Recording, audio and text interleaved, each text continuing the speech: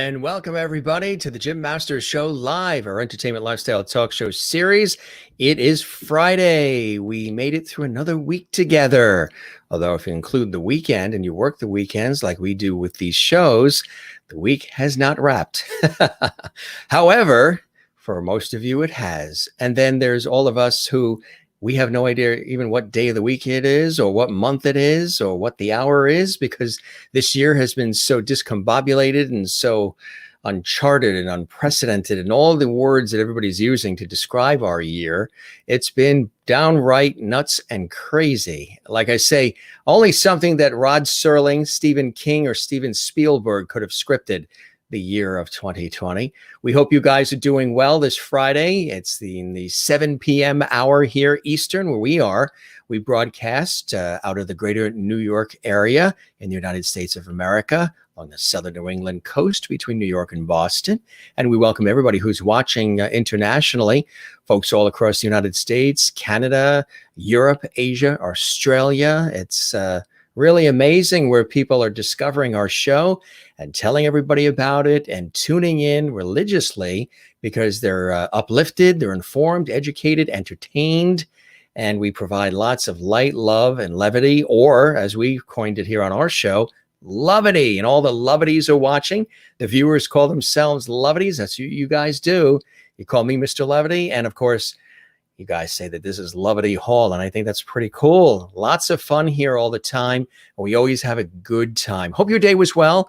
You had a good day, and everything was smooth for you. If not, well, we're here to put smiles and motivation and empowerment in your life right now with our episode. And we've got a wonderful guest coming up, Lou LIBERATORE. Yes, he's coming up in just a moment. He's a brilliant actor and more, and we're going to chat with him in just a second.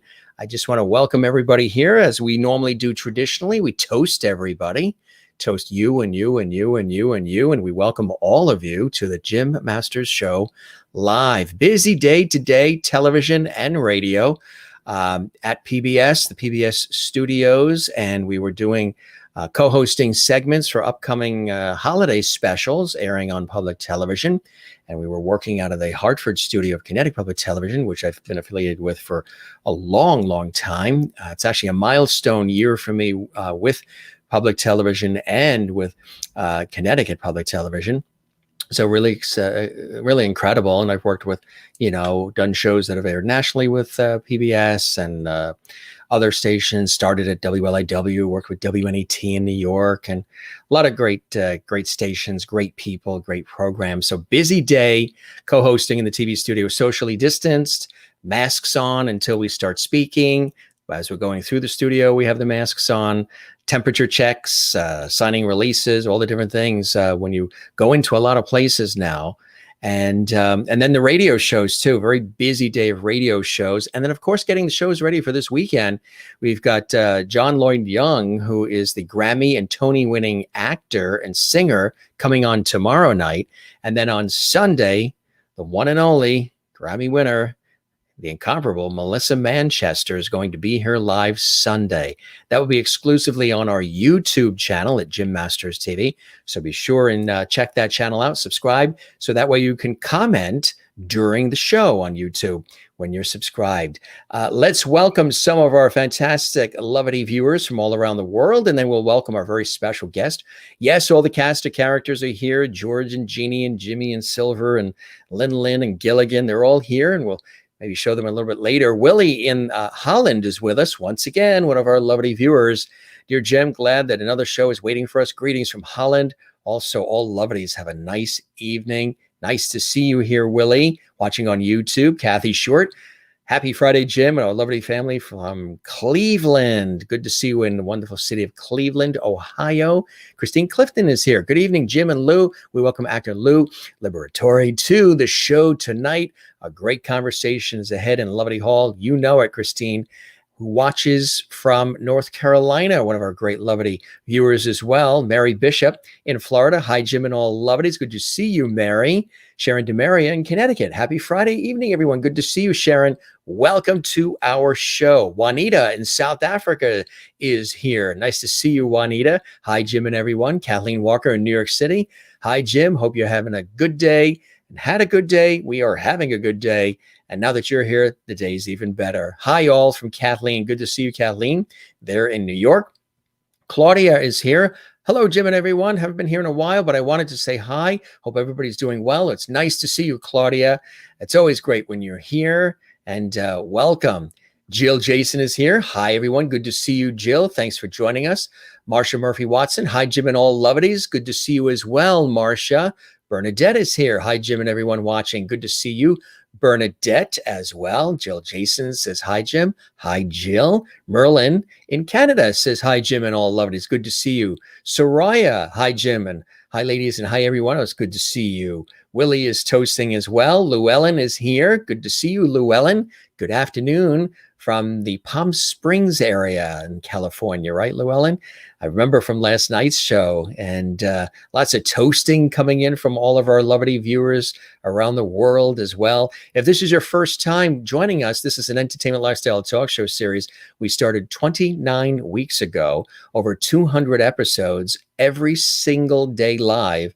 And we sometimes have done two shows. We did shows where a guest is in Europe at an earlier time frame for us and a later time frame for them. So to make it earlier for them, we have done earlier shows on weekends sometimes, and then a night show that night as well with another guest, which is amazing. I do this work professionally as a television and radio personality, presenter, host, actor, journalist, writer, producer, stage MC, voiceover artist for years on TV and radio and more. And we designed this entertainment lifestyle talk show series to enlighten, inform, entertain, and bring back that lost art of conversation. Absolutely. Good to see you, Allison, and absolutely Bernadette. And Raisa is here. Good to see you too.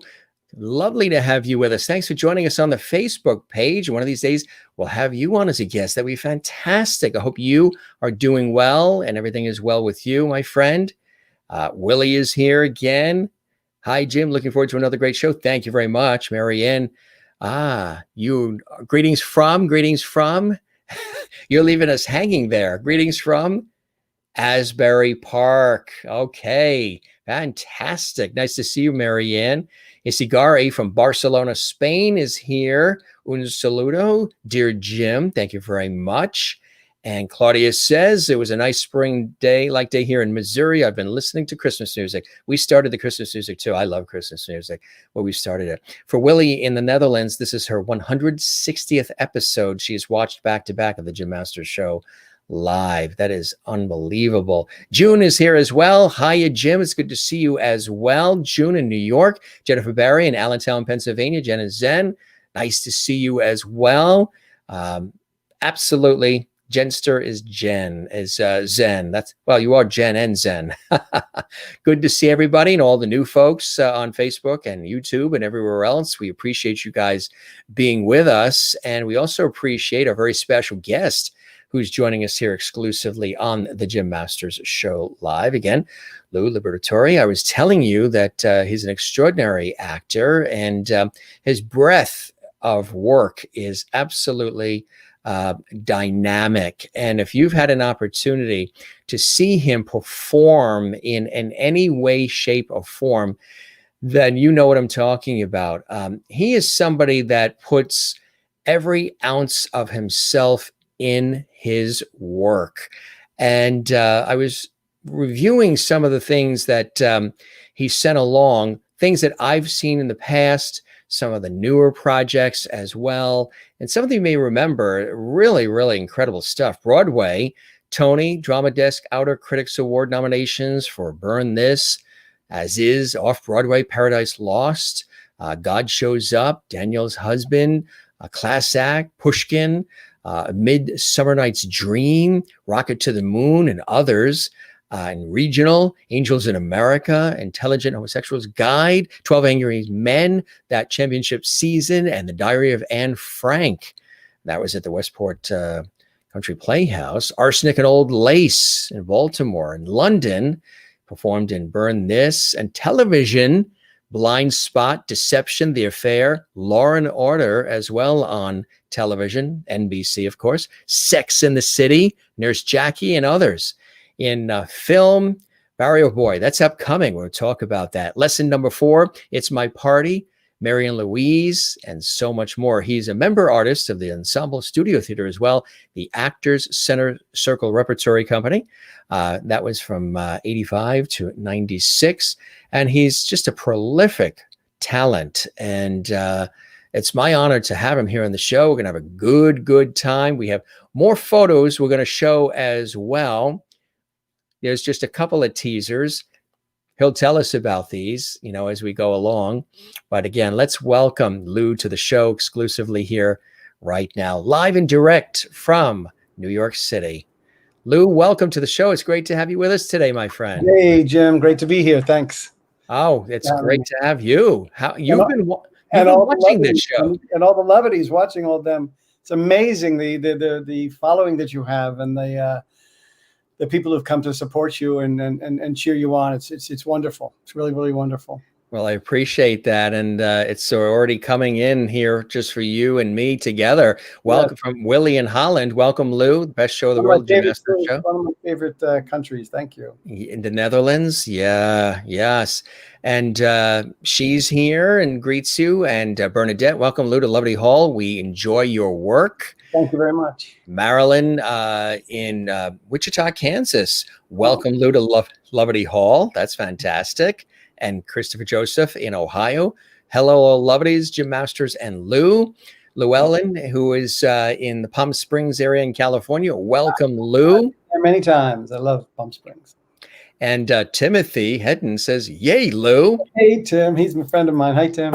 And anybody watching on the YouTube channel, we hope you subscribe to it. That would be fantastic. We would love that because we have a lot of content we put on there. We love Lou from Greg O'Brien. A high school buddy. Wow. Hey, Greg. I'm Ralph Edwards, and this is your life. June is here. Love you, Lou. June, thank you for the connection, and thank you for being you. Crystal Nolan from Connecticut. Hi, Lou. Welcome to Loverty Hall. And Jennifer Barry in Allentown, Pennsylvania. Hey, Lou. Jenster is Zen, Salute, and Slancha. She's got it all covered there. Jill Jason says, welcome. Yes, we welcome you as well. We'll do our toast. There you go. My trusty water. Believe it or not, that's what this is in this fancy glass. This is actually water. Nobody does when I put it in this glass. It's either that or sometimes it's Trader Joe's lemonade. Jill welcomes you. Kathy Short says, welcome, Lou, to the land of Lovities. Wonderful. Good to be here. Christine Clifton says, welcome to the Jim Master Show Live. We are happy you could join us in Loverty Hall. Right. And she's in North Carolina. Anita Wrestler, looking good, Lou. My ex-girlfriend from high school. And still says, looking good, Lou. That's amazing, huh? And her daughter is on I think it's TLC. I married a mama's boy or something like that. Something about I'm involved with a mama's boy or whatever. That usually would be like on Lifetime or something, Lifetime Movie Network or something. The baby, yeah, the jilted wife, the ex-girlfriend comes in, the baby's kidnapped. I mean, it's all about mom. It's all about mom. Juanita in South Africa says, welcome to the show, Lou. Yeah. Very nice. With love from South Africa. Kathleen in New York City. Hi, Lou, and welcome. Mary Bishop in Florida. Welcome, Lou. Merlin in Innerkip, Ontario, Canada. Welcome, Lou, to Loverty Hall. You are now a Loverty. See? I told you it wouldn't take... Do I get a button? Yeah. You get all their adulation. Waiting for the swag. Yeah, we are working on that. People have asked for that. T-shirts, mugs, all kinds of cool stuff like that. So yeah, lots of love. And Willie is happy that you love the Netherlands and sends you all of those beautiful emojis there. So, I mean, it's like a red carpet welcome, isn't it? Earlier, you had mwah to you, Anita. Owen Mandel, the New Jersey Burbs. Janet and Ken from Ensemble Studio Theater. Hey guys, thanks. Welcome. We love seeing you. Wonderful art talks on Facebook. She's a very nice. She has these beautiful, beautiful talks. It's wonderful. Marianne from Asbury Park. Thank you, Marianne. Love you. She's great. Soraya remembers you from watching on Law and Order. Yeah, cool stuff. On the original, on the as they say, the mothership, the original Law and Order. The original Law and Order, absolutely, really, really cool. So a lot of people watching on YouTube, check out our channel and subscribe. And let's talk about your career a little bit. First, what have you been doing to get through all the craziness that I mentioned that we've been sort of dealing with in this just nutty year that it's been, Lou? Well, let me tell you what I'm not doing. I've not written a book or a play. I've not learned how to make sourdough. Let's see. But what I've actually been doing is let me make this. Well, have you cleaned your closets? Have you reorganized the closets? A little bit, actually. I think I've mopped once or twice.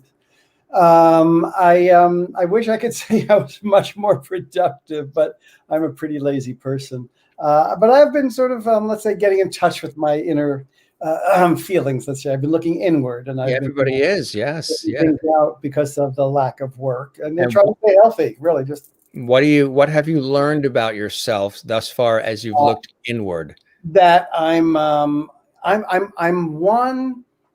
a self-starter. Let's just say, if you give me a blank page, it'll stay blank. But if you give me words on the page, I'll help move them around, and I'll sort of do what I do with them. I'm one who doesn't come in with the idea, but loves the work of, which is why I love the theater, which is why I love being in the rehearsal room. The group dynamic is really important to me, and that's where I sort of shine. Is that when we're working on a project together.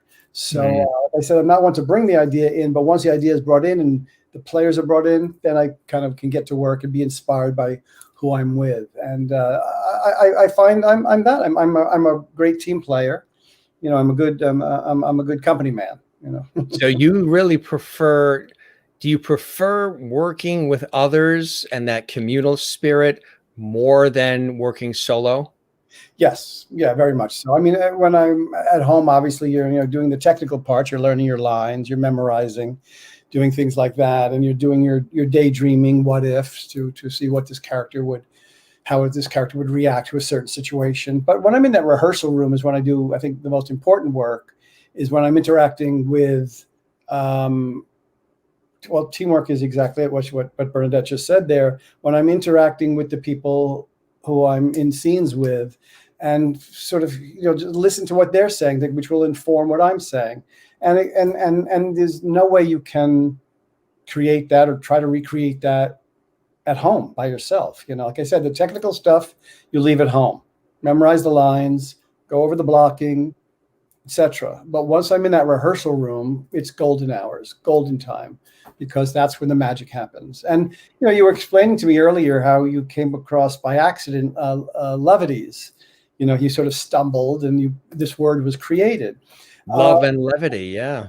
That's lots of times. That's how a lot of things are created on stage and improv. A line will be dropped, or a line will be said differently, or a word will be substituted just by mistake. Oh, my cousin. Hi, Pam. Hey, Pam. So that is the time when when sort of the magic happens. And so it's interesting. It's a really interesting part of the process is that rehearsal, those weeks you spend together. So with that not necessarily happening other than perhaps through Zoom and other things like that, there's a lot of people I've talked to love the fact that is available. But now that we've been going into like 8 months of this, some of them are like, okay, it was cool and exciting, but it's not matching being really on stage or on set or in a studio or on location or whatever it may be, and people and camaraderie and an audience and the sound of it all. They're blessed and happy that there is the technology, but it's losing a little luster for some people who exactly that. Yeah. Have you found that too? What you have is, certainly grateful that you're busy and we're creating and we're putting stuff together. And some of that is happening. What I said earlier about the rehearsal room, things will happen. But what's missing is the eye-to-eye contact, the sharing of that space.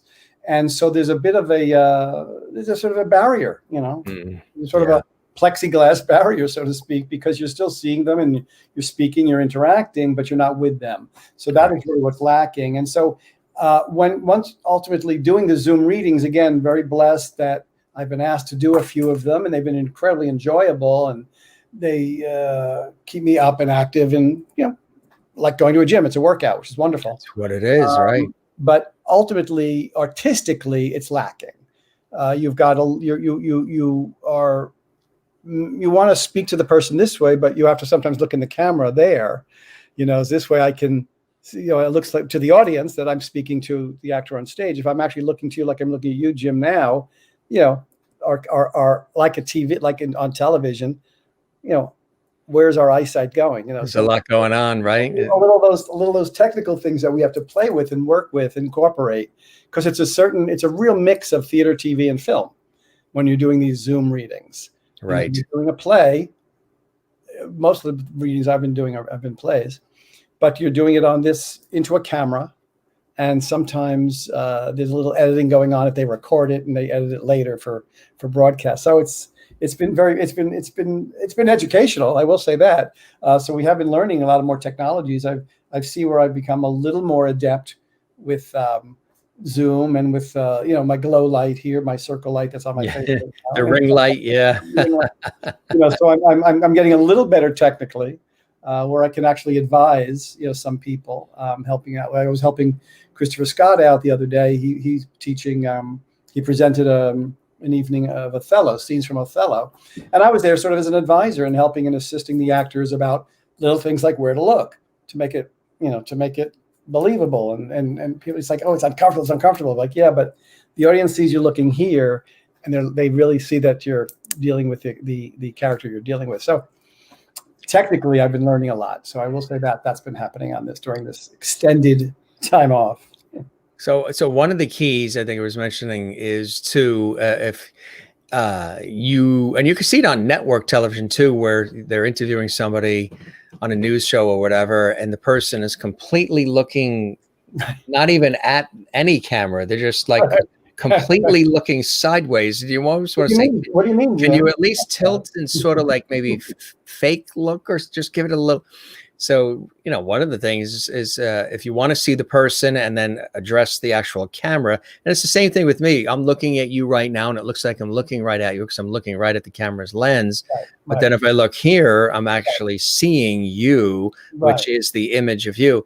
So, one of the... It's so frustrating because you want to interact. So in a scene, I want to look at you, but it looks like this. So I have to look at you this way. So one of the things is and again, it depends on the placement, everything. Like in this situation, the camera is there and then you're there. So they're relatively within, a little tiny nod, but is to do it in a finessed sort of way. So for example, if I'm looking at you and you're talking and I want to see you, actually, I'll just give you a look like that. And then I'll look back up.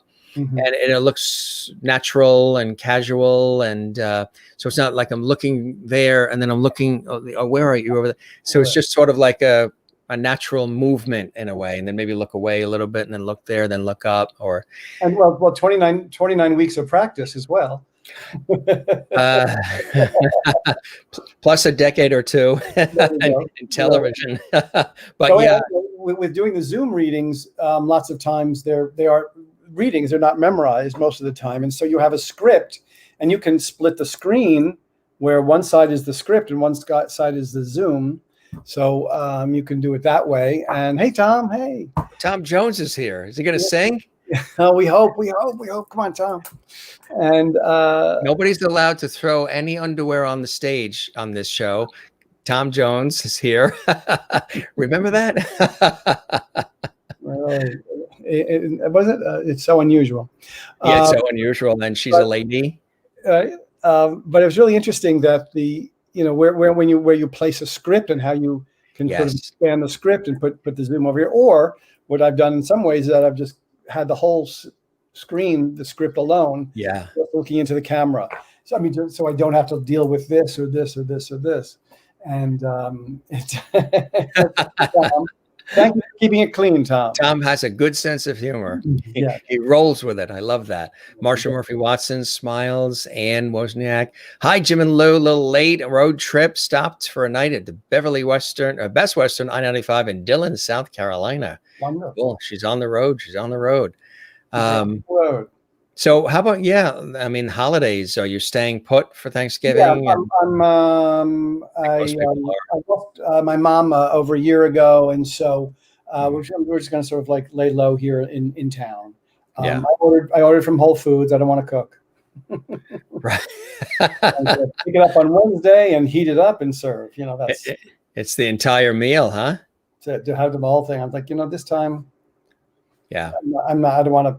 I just not feeling it as much. So it's all of a sudden, it's like, oh, next week is Thanksgiving. Well, I'll be honest with you, because you and I made this appointment over a month ago, 2 months ago.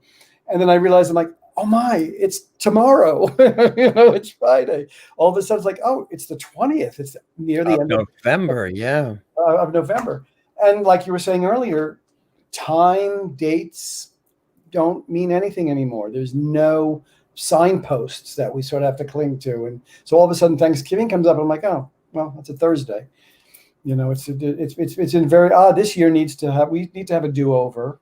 This year needs to be, a year that can end soon enough for many of us. And we just need to have to like do it again with gumption and with more purpose.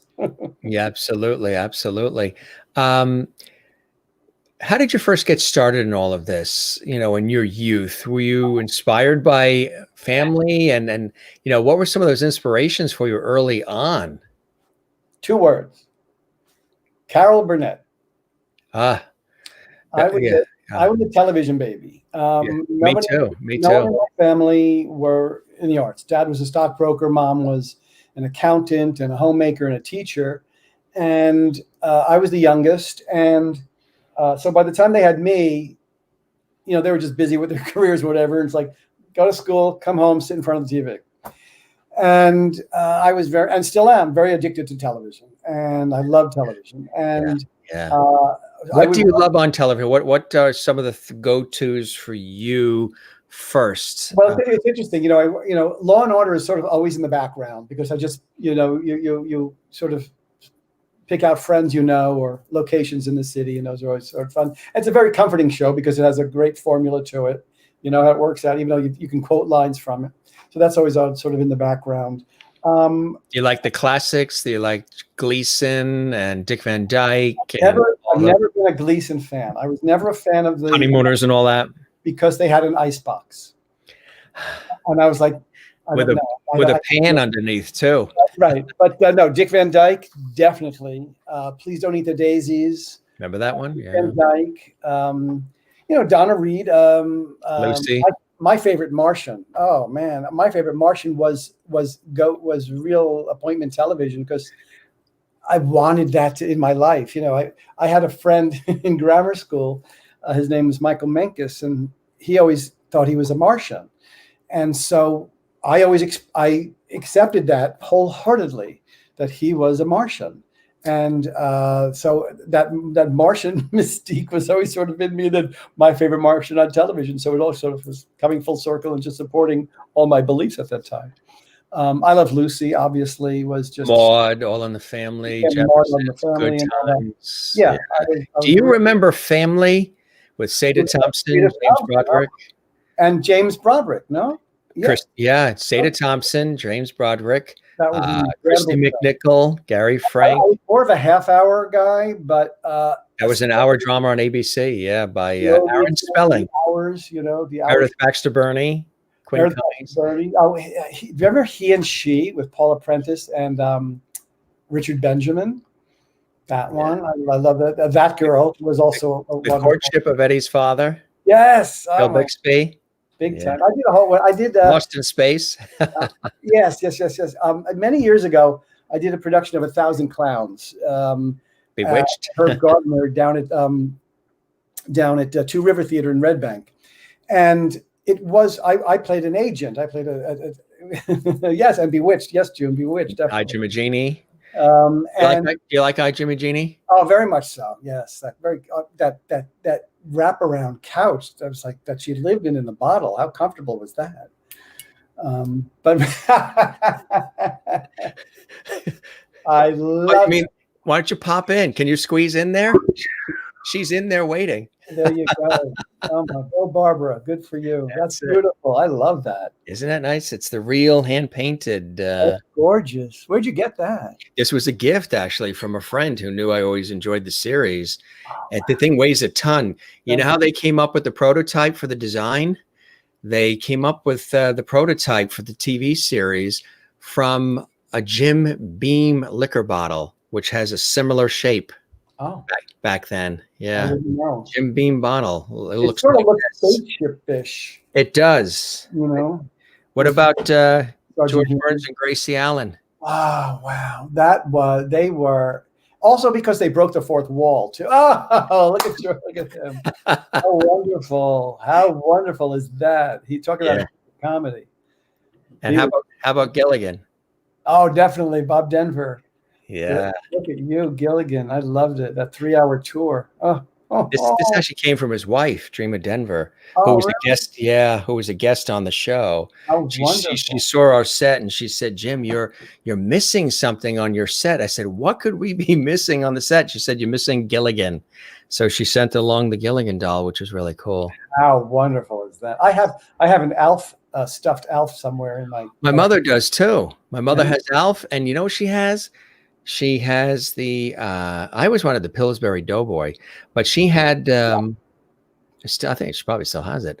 The Snuggle teddy bear and the Snuggle fabric store commercials. Right. You were able to get that, and she fell in love with the character, and she has that with the Alf. Well, when I was younger, I was a very well-fed boy when I was younger.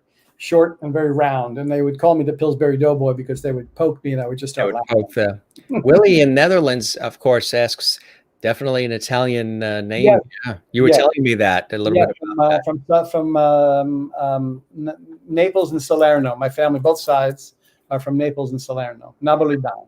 And the different pronunciations that people attempt with that last name too, right? You don't want to know. When again in grammar schools, like lavatory and all that. Liberator, and my friend Joe Pintaro, playwright who has since passed, a lovely man. He's the author of a wonderful play called Snow Orchid, and a wonderful, also lovely books as well. He was a playwright, a member of the Circle Repertory Company, where I was at first an intern and then eventually became a member. He said, we had been friends for a couple of years. We were having lunch one day at the Cornelia Street Cafe, another famous New York City landmark.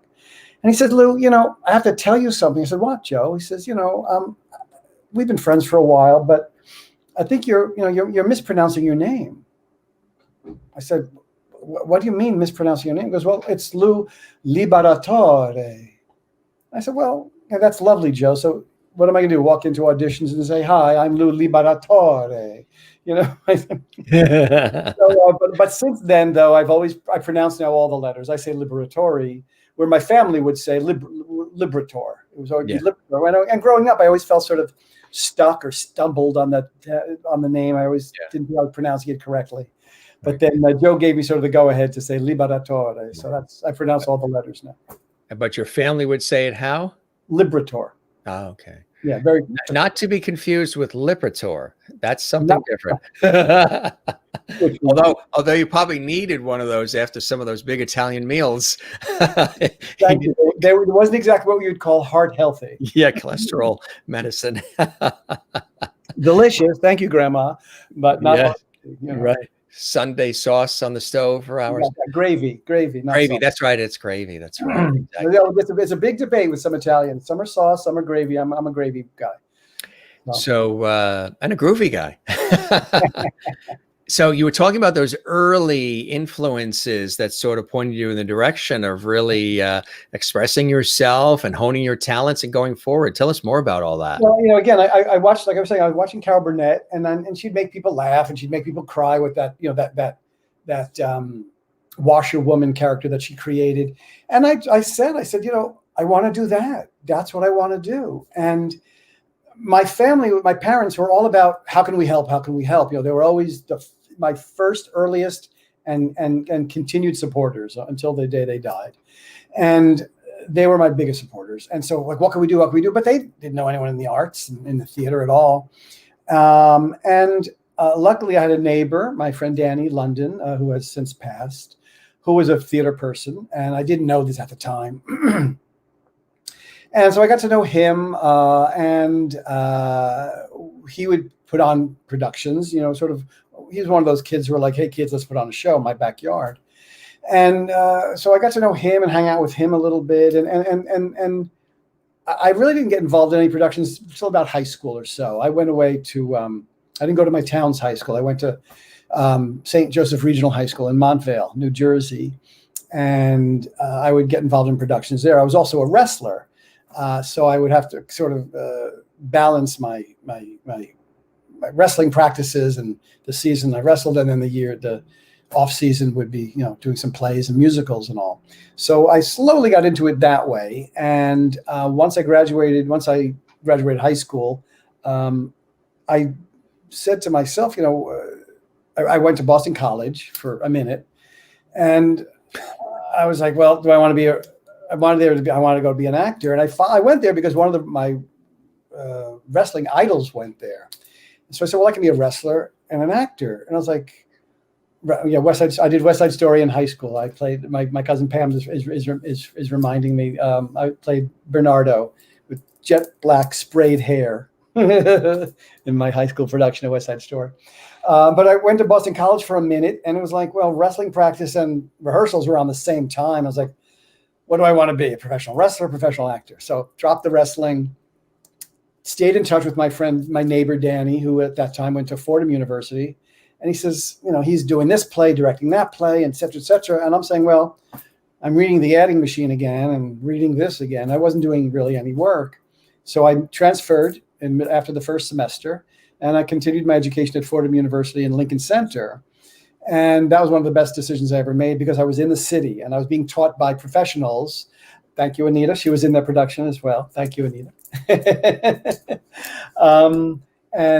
So I was at Fordham University. We were taught by professionals who were in the business, who weren't there because they were directing a play or had a day off because they had auditions. So one of the best educations I had was not only at Fordham, but being in New York. Got to know where acting was, how to use a subway, where auditions were, et cetera, reading backstage at that time. And that's kind of where I just sort of focused that way toward theater. I didn't really think of anything else to do. And my dad was like, that's wonderful. How are you going to make money? Right. Like, I don't know. I didn't even think about that part. But my education through Fordham, did some productions, and which then led me to the Circle Repertory Company. I'm forgetting his name at the moment.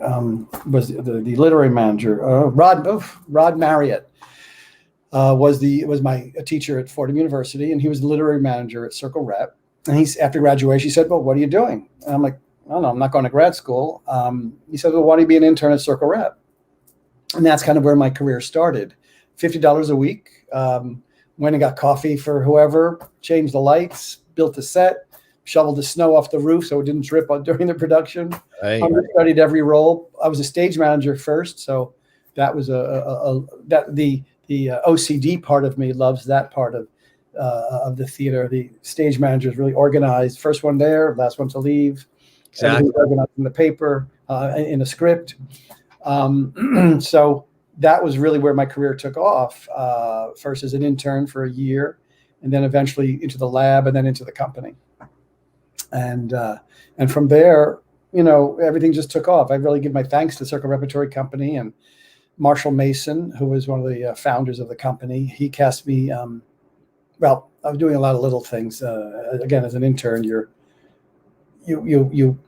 one of my jobs, I was in a production of Richard II, and I was mainly the prop person. I had to go get the props, but I would dress me in costume in case they needed some, armor to be taken off stage. I was always, fourth centurion from the left, so I was always just there, thrown into every scene when they needed some set piece to move, or like I said, some armor to be taken off. And one day, one scene was I had to carry the dead body of Richard on my shoulder and bring him on stage, and that was Bill Hurt.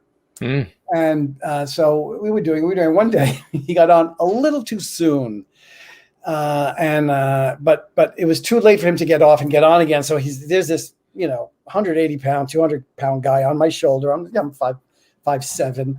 I'm holding this guy. He's on my shoulder, and he's dead. He's playing dead, and he's playing dead so well.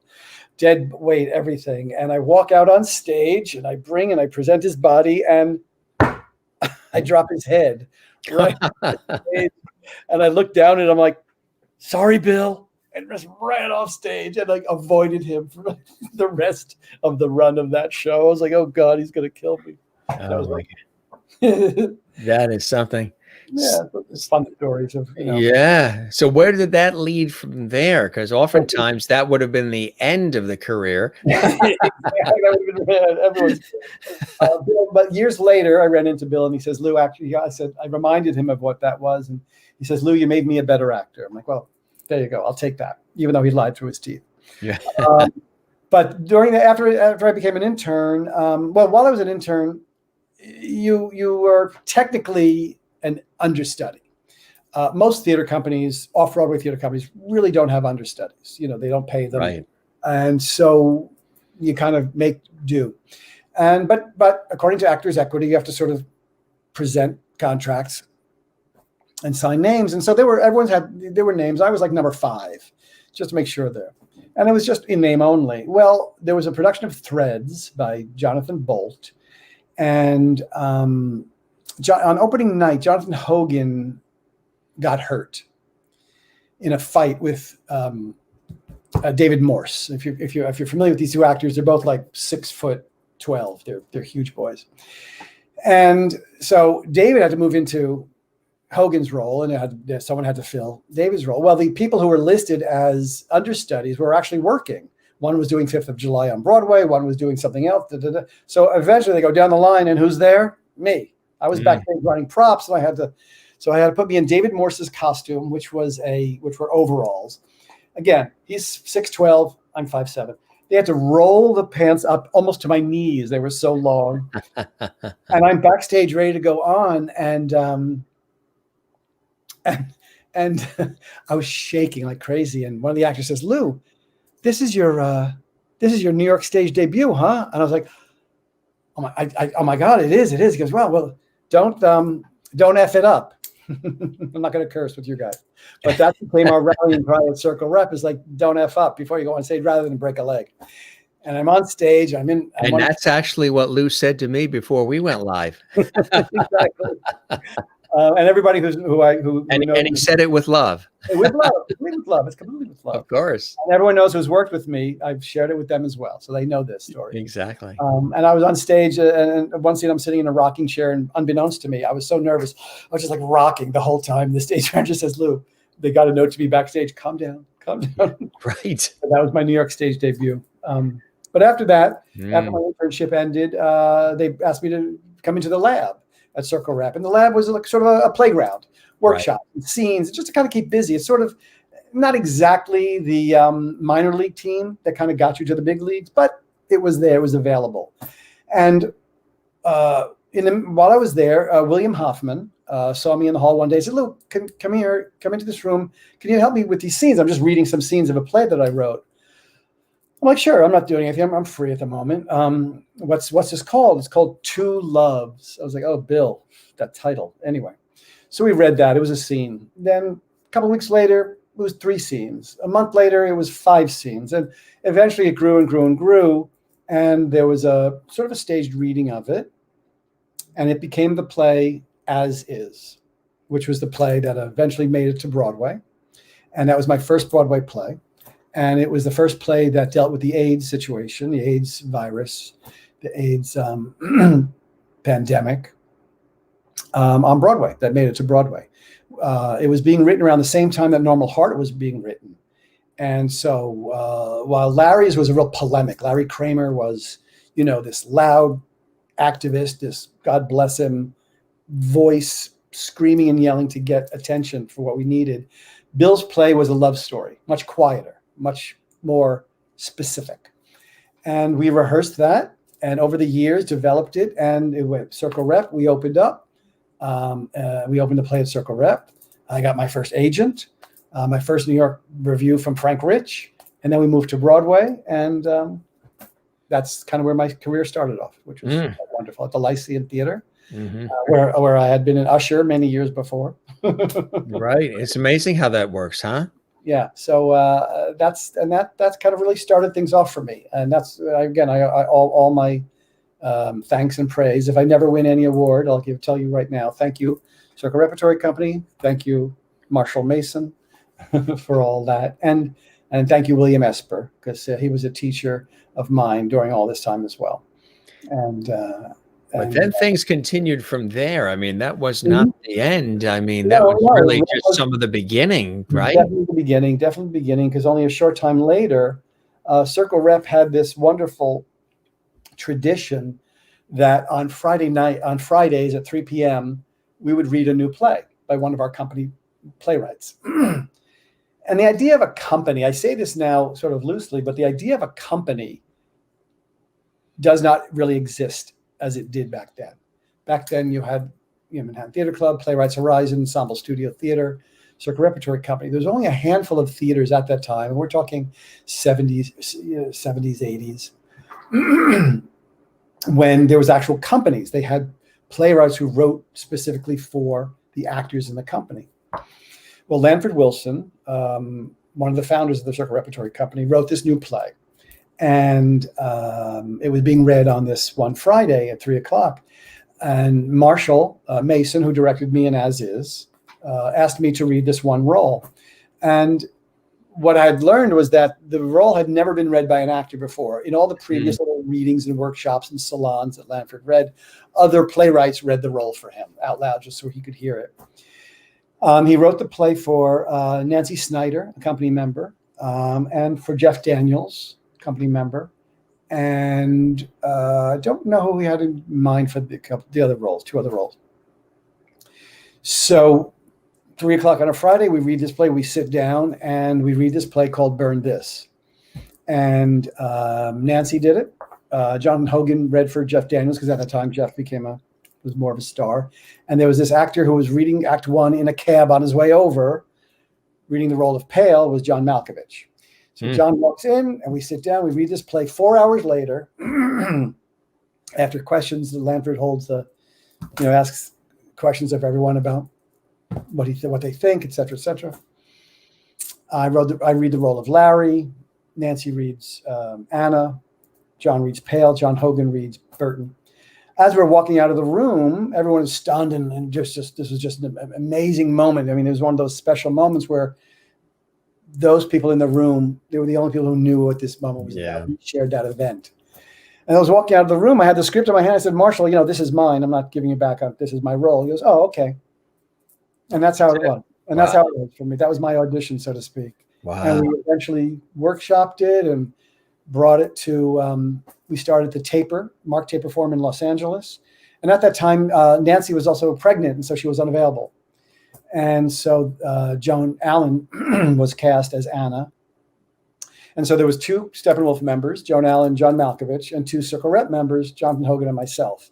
And Steppenwolf was always sort of our sister company in the Midwest. They were always doing a lot of Lanford's works and familiar, and their style was very, our style and their style meshed.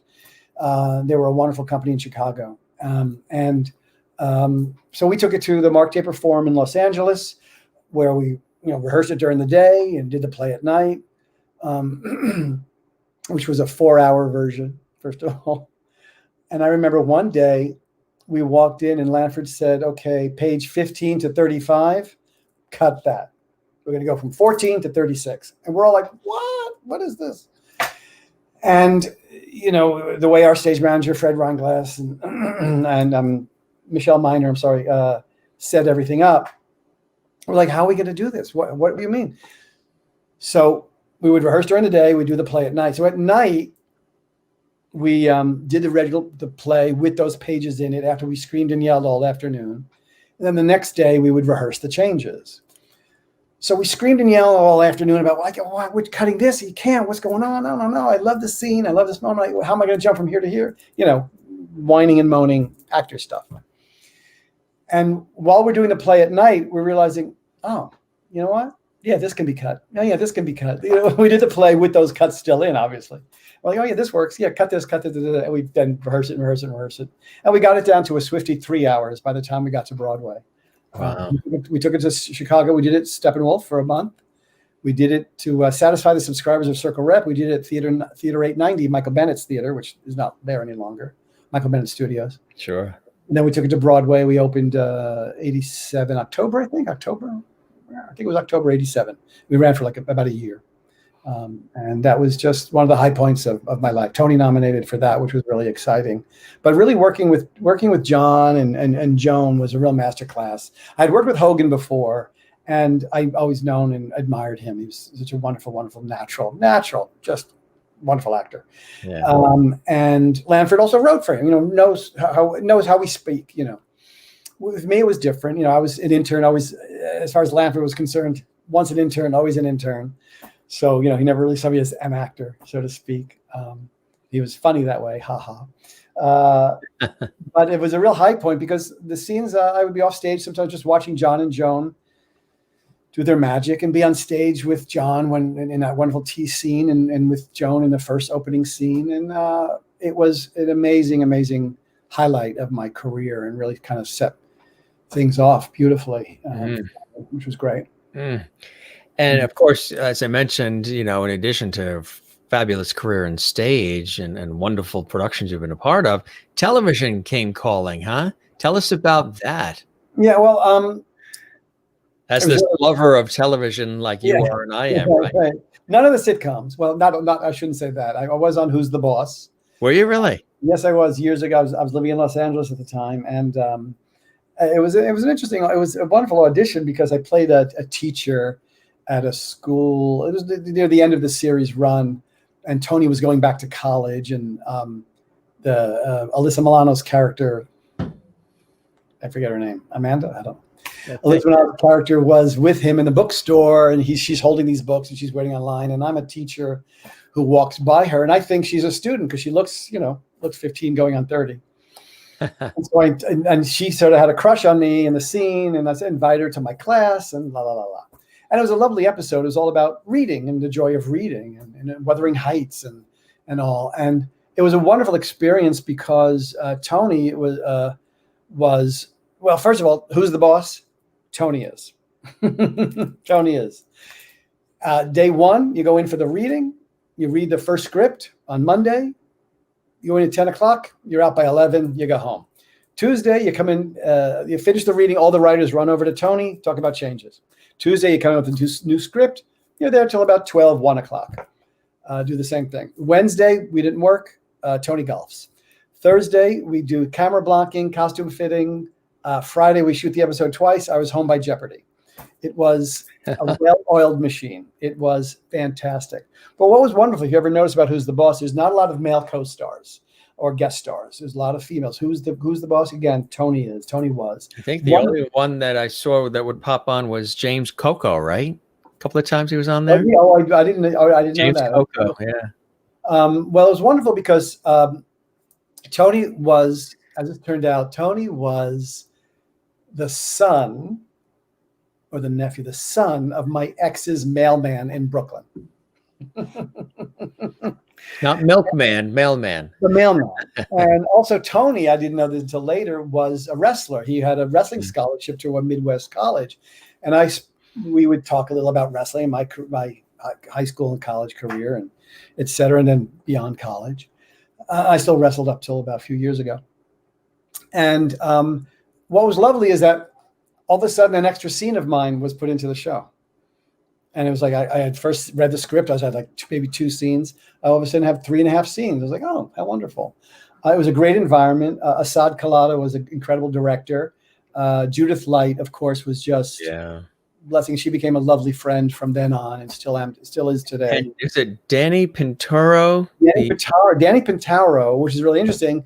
Going back to Joe Pintaro, who I spoke about earlier from Circle Rep, they're from the same family.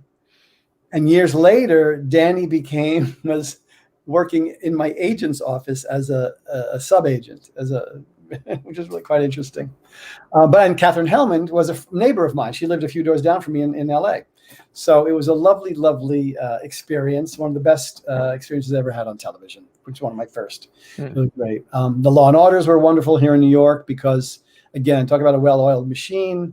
You're part of New York lore. Yeah. You're in there. Right. I played the first 2 episodes. I played the same lawyer, Dale Brody, and then one episode I slept with the possible killer. So that was sort of interesting. And just slept with the possible killer. Sex in the City was a lot of fun. My friend was it the killer that you possibly slept with? Yeah. You possibly slept with the killer. That is funny. So did you love television? Do you have a preference? Stage, television, live, tape? Well, it's interesting. I grew up theater. I grew up in the theater. Right. That's why I know. That's where I'm most comfortable. Yeah. Television is still a learning experience. I've gotten a few things under my belt, but not enough to sort of jump into it. But I'm still learning the technique of that because it's a whole, different technique. Yeah, the acting is the same. You're listening and you're responding and you're being as truthful in an imaginary circumstance. Definitely, you're living truthfully in an imaginary circumstance. That goes for everything you do in this business. But then it's just the technical things: camera angles, shadows, light, etc., like that. And so that just takes more practice, more doing. How about film? Sorry? Film. How about film? And film is a little more. You have a little more freedom. I've done a few independents. I wouldn't say I haven't done a major film. Well, It's My Party was sort of the biggest film. But in there's a little more free, a little more air. Television seems to be on a very tight. You've got you've got to get it. Hour, 30 minutes. It's got to be in there. You got to hit the line, get that. So there's a little bit of pressure where I'm not used to, because in theater, make a mistake, start again. Even live. Again, we're going from beginning to end, and if you drop something, you can fudge here. Film and TV, not so much. But again, I've done a few films. Most recently, Lesson Number 4. Alberto Ferraris wrote this and directed this beautiful little. He wrote these 10-minute films, which are gorgeous, all about just relationships, and they premiered at the film festival, the Sedona Film Festival. Oh, Sedona, yeah. And he won a couple of awards, which was really quite wonderful. And he has a collection of them. It's called The Lessons, and mine is Lesson Number 4. And it's a beautiful, beautiful couple after a night of amore, or one night stand amore. Yeah. Since you brought up Who's the Boss, Jennifer in Allentown, Pennsylvania wants to know, where is that original blue van in the intro?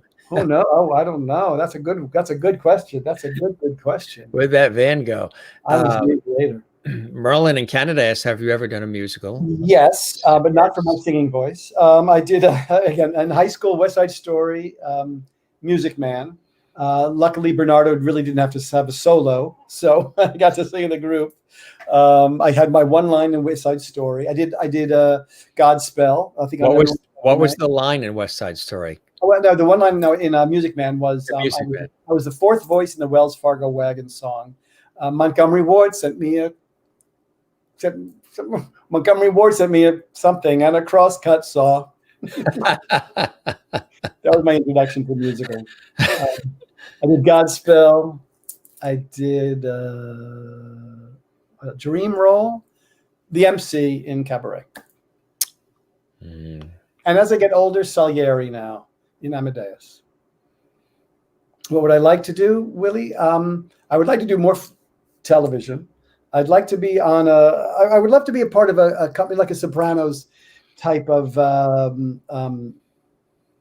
company. A real what's the word I'm looking for? Ensemble. Ensemble. Thank you very much. A real ensemble piece. I've always, that's what I've always pictured myself. Years ago, when I was in college, Michael Massey, one of our teachers, asked us, what do you see? Where do you see yourself in 10 years?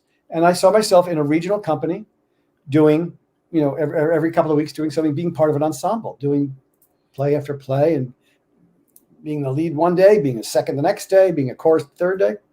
I just want to keep working, and that's kind of where that's at. And did you ever get a chance to work with Danny Aiello at all? Not work with him, but I did a production. Eric Roberts replaced John Malkovich in Burn This, and we would go up to Danny's restaurant after the show once in a while. So that's my closest connection to Danny Aiello. That is. So he's a wonderful man. Very, very lovely, very welcoming. He was, yeah. Very, very missed too. Absolutely. Very much so.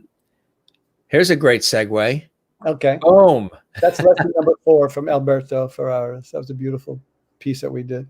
Yeah. So this scene, what's happening here for the audience? The whole scene takes place really right. What you see, the whole scene takes place with the girl I have just slept with, who is literally sort of over me, over my shoulder, and just talking about how the evening went and how we met and how I was a mess and I passed out. And she has this whole monologue. I don't say one word. I just listen to her, and I'm falling asleep and I'm waking up and I'm like, who is this? And at the very, very end, there's a nice little twist at the end. But it's just me in bed the morning after and her just talking on and on about what we went through. Yeah. What transpired. And it's really beautifully written and beautifully performed. Yeah. It's a little too there, like, are you talking to me? There's a little, like, part of me is like, am I awake? Who is this? I have a hangover. I'm just sleeping, and she's going on and on. I'm like, who is this person? What am I saying? Do I remember who that is? Oh, that is one of my Zoom appearances. We did the Pride plays are a wonderful, wonderful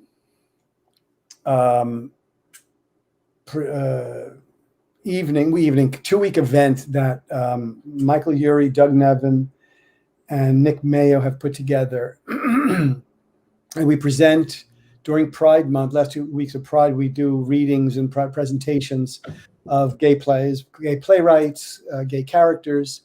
And this year was virtual. And we did a production of The Men from the Boys, which was the sequel to Boys in the Band by Mark Crowley.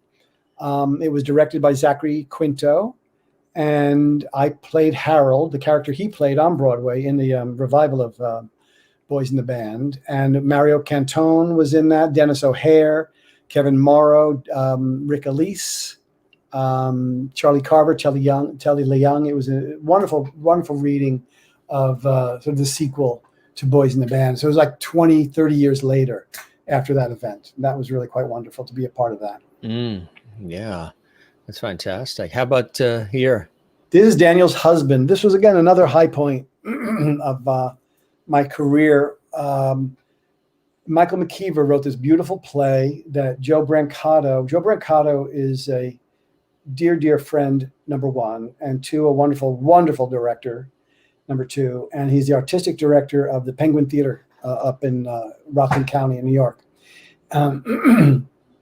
And with Ted Snowden's help as producer, we presented this play. And there you see in that picture, there's myself, there's Ryan Spahn playing Daniel, Anna Holbrook playing Daniel's mother, Matthew Montalongo playing Daniel's husband, and Leland Wheeler playing Trip. In the beginning of the play, he's a boyfriend of mine. And it was a wonderful, wonderful production and story about just love and togetherness and marriage or not marriage, which sort of kind of fell into it. And we performed this at the Penguin Rep, at the primary stages, and eventually at the West Side Theater off Broadway. It was incredibly touching and moving and very, very funny and lovely. And it was a real highlight a couple of years ago. God Shows Up. God Shows Up by Peter Felicia, directed by Christopher Scott. And there on stage, you see Christopher Sutton and Leanne Hutchison I played God. Yeah. Christopher was a talk show host in the vein of Joel Osteen, those type of Oh, televangelists. yeah. Yeah. And Leanne there played God, also God. She came out in Act 2. Originally played by Maggie Bofield. Leanne was her replacement. And that was really we did that at the Actors Temple. So God shows up at the Actors Temple, which was always, I love putting that in the ads. Eric produced that. And it was a really wonderful production of just, it was a real, thank you, Julianne. Yeah, there was a lot of fun doing that. It was an interesting conundrum for me because what is God's obstacle? You're as an actor, you're asking your characters, what do you want? Where are you coming from? All your basics, who are you, etc. But what are your obstacles?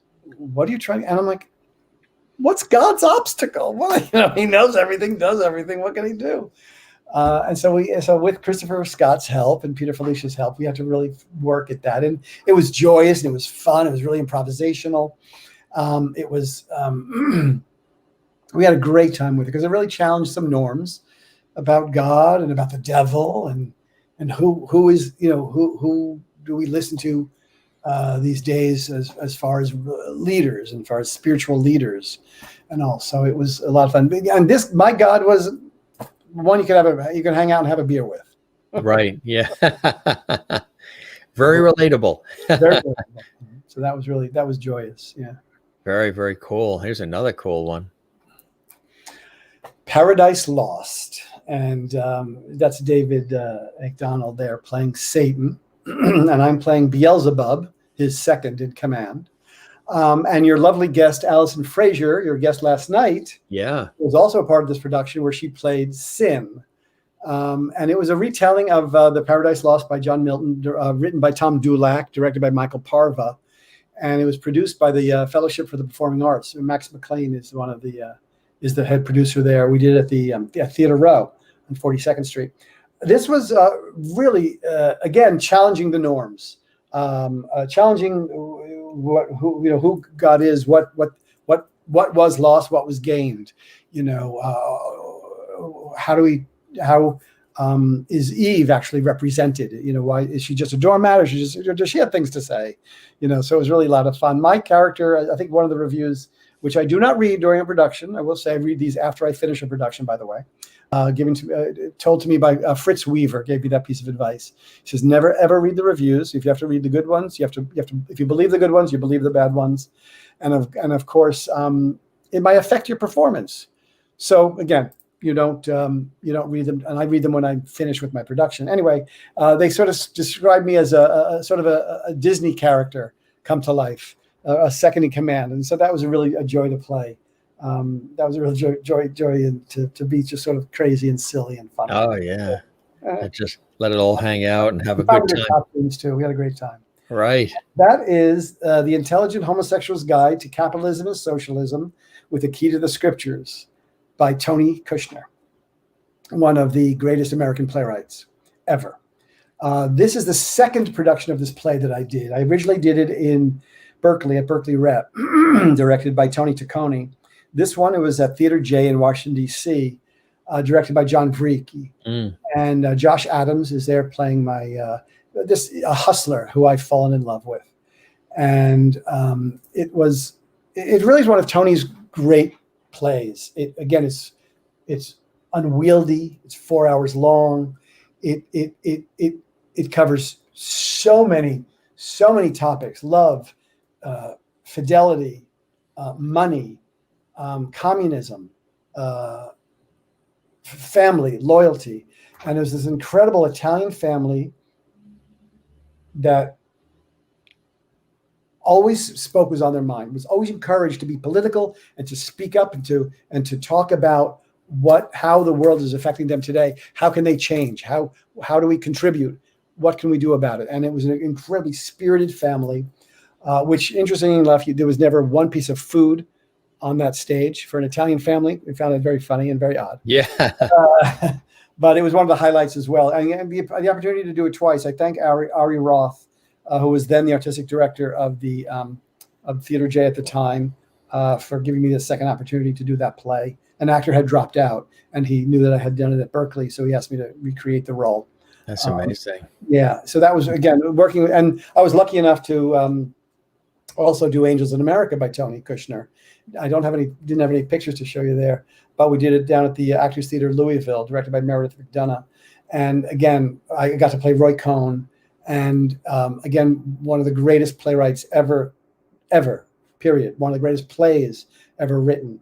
And it was a mountain that an actor climbs, and once you get to that top, it's like, okay, bring it on. I can do anything. I can do anything. And Ken saw it in Berkeley. Yes, Ken and Janet are some of my greatest fans. I love them forever. Friends first, fans second.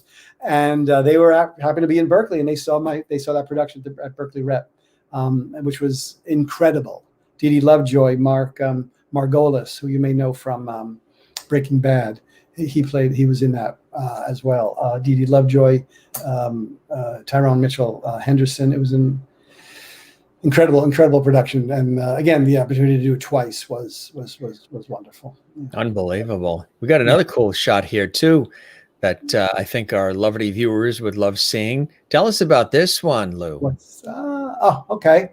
All right. I was recently interviewed. Well, recently, I was on the cover of the September issue of Arts and Understanding magazine, and with the interview, we began the interview, I think, in February or March before the pandemic, and then we finished it, and we had planned to do photo shoot and everything. Yeah. And then it hit.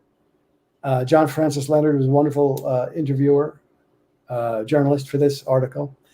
And then we did, I think August, was it August? I can try to remember now. The months just go away. I think it was August or so, maybe even September. We finished the article, and Stephen Churchill Downs was the photographer and shot me for the cover, and this wonderful spread that's on the inside, this again covered some of my career and working on plays and dealing with AIDS, and as is in the play that I was in that dealt with the AIDS crisis at the time, and Angels in America as well, and just being an out actor in New York, which was to me no big deal. I don't know if I've ever lost a role or whatever being an out actor. I was always out. There was nothing I was ever shy about or ever tried to hide.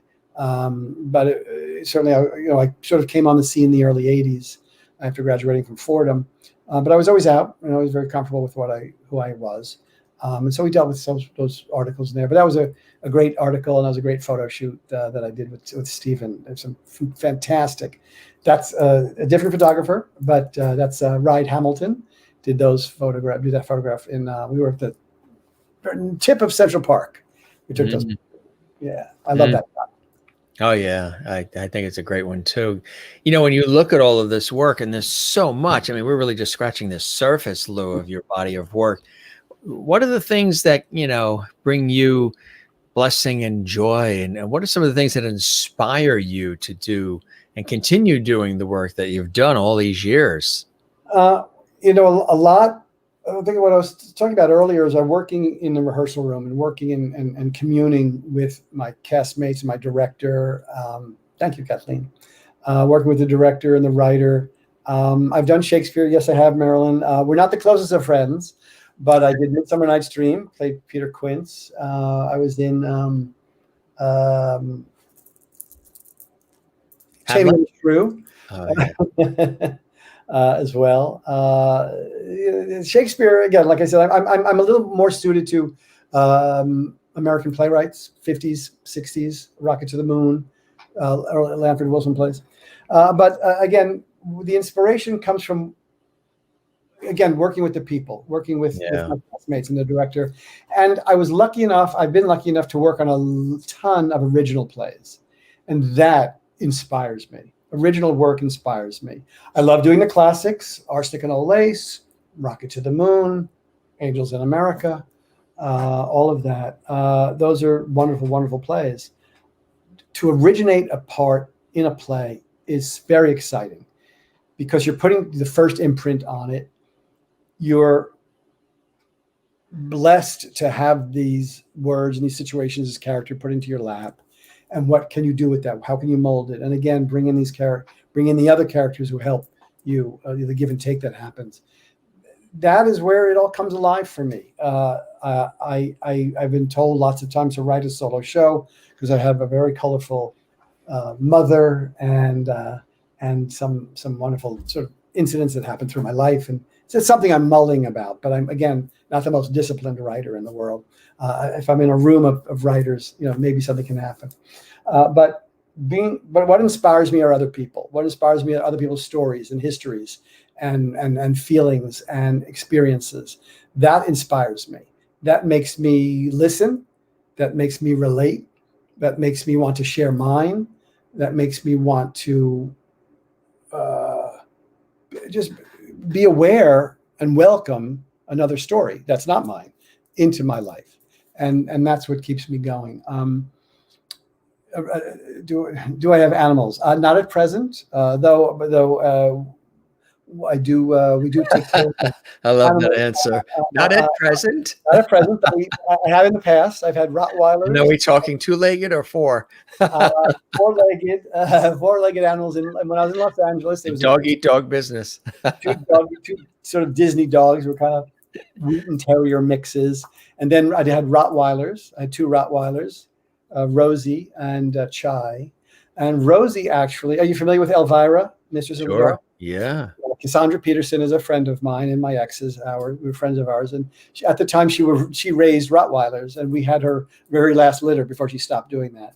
And that was one of our dogs. Was Rosie. So Elvira was her grandmother. Did you hear the name of Allison Frazier's cats? Oh, I didn't know. What were they named? One is Pip, who jumped on her lap, and the other one is Anderson Cooper. Oh, right. Yes, I do know that. She spoke about that backstage. Yes. They're wonderful. No dogs at present. But I do dog sit once in a while. So that's, that kind of keeps, we get dogs here like once a week. We have dogs here. Do you like, do you have a preference in terms of genre and theme, things of that nature? Like, for example, would you lean more towards doing drama, comedy? What really speaks to your heart? Comedy is sort of my go-to, my instinct. But over the years, I've loved to develop that dramatic side as well, which gives it a nice twist. So whenever I'm cast in a play, I'll always find the funny, whether it's a dramatic piece or a comedic piece. And I think that brings another wonderful layer to whatever I'm doing, especially in a dramatic piece. If you can find some humor in something, I'm always going to try to find the humor in everything. I'm the one in the back of the room making a crack or making a joke, and the teacher's always shutting me up, as are the directors and other actors. I'm the one who just can't shut up and always have a comment here and there. And so that sort of energy is brought into a lot of my work. Again, being it dramatic or comedic, that instinct is always that little wise ass instinct is always sort of in me. I like to say, William Bendix is sort of one of my spirit animals. Yeah. you younger people, please Google him. But so that's where I like to go. But again, ultimately a wonderful story being told, a family story, a love story. I'm not a typical leading man. I'm not the hero. I'm usually more of a character lead, more of a character actor. I don't get the guy, or I don't get the girl, I don't get the job. I just sort of miss out. The striver, the good support, the best friend. And I know that, and I recognize in me, and that's also an important lesson that I teach a lot of students when I teach, is that know who you are, know what character you play. Are you the ingenue? Are you the hero? Are you the leading man? Are you the bad guy? Are you the, what is, where are you in the, in that spectrum? And that'll help you and help casting directors and your agent find what best works for you in your career. Because honestly, and Bill Esper told me this, my wonderful acting teacher, Bill Esper, not everyone's, born to play Hamlet. There's Polonius and there's Ophelia, and, everyone has to play their role, know who they are in this acting world, so that you're not wasting your time, anyone else's time. I'm not a Hamlet. Now, is this something that you pay forward to others who are up and coming in the industry? You try to guide them, mentor them, teach them along the way. And do you enjoy doing that? Yes, I've done some private coaching, but I've also been blessed to work with a company called Broadway in Motion. Michael Watson has been a wonderful director of this company and asked me to join. And so I teach students from all over the country and all over the world, actually, from South Africa to, I had one class that it was sort of like a United Nations, a Benetton class, because there was somebody from every country around the world. And I teach a lot of improv. I teach scene study. I teach audition technique. And the kids range in age from middle school to sort of first year in college. And they come from all over the country. They'll come into town, they'll see a show, and while they're in town, take a workshop. And it's taught by Broadway actors. And whether they'll take a dance class, they'll take a voice class, or an acting class of some sort, orchestra even, whatever's needed, whenever they want. And so that's been really fun to share what I've gone through. And it also teaches me, and it keeps me connected, it keeps me entertained. And I'm a bit of a shticky actor. And so I love an audience to ply my wares, and a little bit of vaudeville in me. And so I have my my little techniques and my little stories that I tell. And I talk about one thing I mentioned. I do want to teach improv. I studied at the Groundlings in Los Angeles, and the Groundlings is a premier starting ground for a lot of who you see on Saturday Night Live and on television today, and in a lot of the sitcoms you see today. They've studied there as improv actors and eventually become writers. I was around when Lisa Kudrow was creating the character we now know as Phoebe in Friends. And so I watched it from a little workshop, a little bit here and there, and an improv, and I see it develop and develop and develop. So that was really sort of lovely to be a part of. Michael Lehman, who directed Heathers, was in my class at the time. Randy Bennett was my teacher, who was quite wonderful. So I've taken a lot of what I've studied there, and I teach that. And I do a lot of sort of what we did first year. I teach that with a lot of the kids and help out creating characters. And Tina Fey, Second City, Amy Poehler, Upright Citizens Brigade, Pee Wee Herman, Elvira, again, Groundlings, Mike Myers, Second City, Toronto. So a lot of these actors who we love, and performers and comedians and writers that we know, started at these wonderful clubs, again, all over the country. And so I was blessed to be a part of that. And then I love to share that with these kids who want to, some of them want to go to the theater, some of them just tagged along to go to New York City, but if they can get some sort of a fun little hour and a half from me, it's great. Is there anybody that you wish you had an opportunity to, or would still like an opportunity to work with, collaborate with, perform with? Off the top of my head, Michael Urie. Michael is a friend. He's partners with Ryan Spahn. Ryan and I did Daniel's Husband together. And Michael directed me in a play that Ryan wrote called Inspired by True Events, that we did a Zoom reading of earlier this year. And Michael is joyous. He's funny, and he's smart and funny. I've always loved to sort of kind of see, we bounce off well together. So I've always wanted to kind of work on something with him. There's a project in the back of my mind that I did years ago, this past year, with Walt Whitman and Oscar Wilde, that I think we'd be wonderful doing together. My friend David Simpatico wrote it. And I think that would be a wonderful project we could work on together. Who else? Julianne Moore has always been someone who I've always admired and loved to work with. During my retail days, she was a client of mine, actually. I worked at a place called Fresh, which was a skincare, body care, perfume store on Bleecker Street in the Village. And she was a client, and that was always sort of fun to work with her.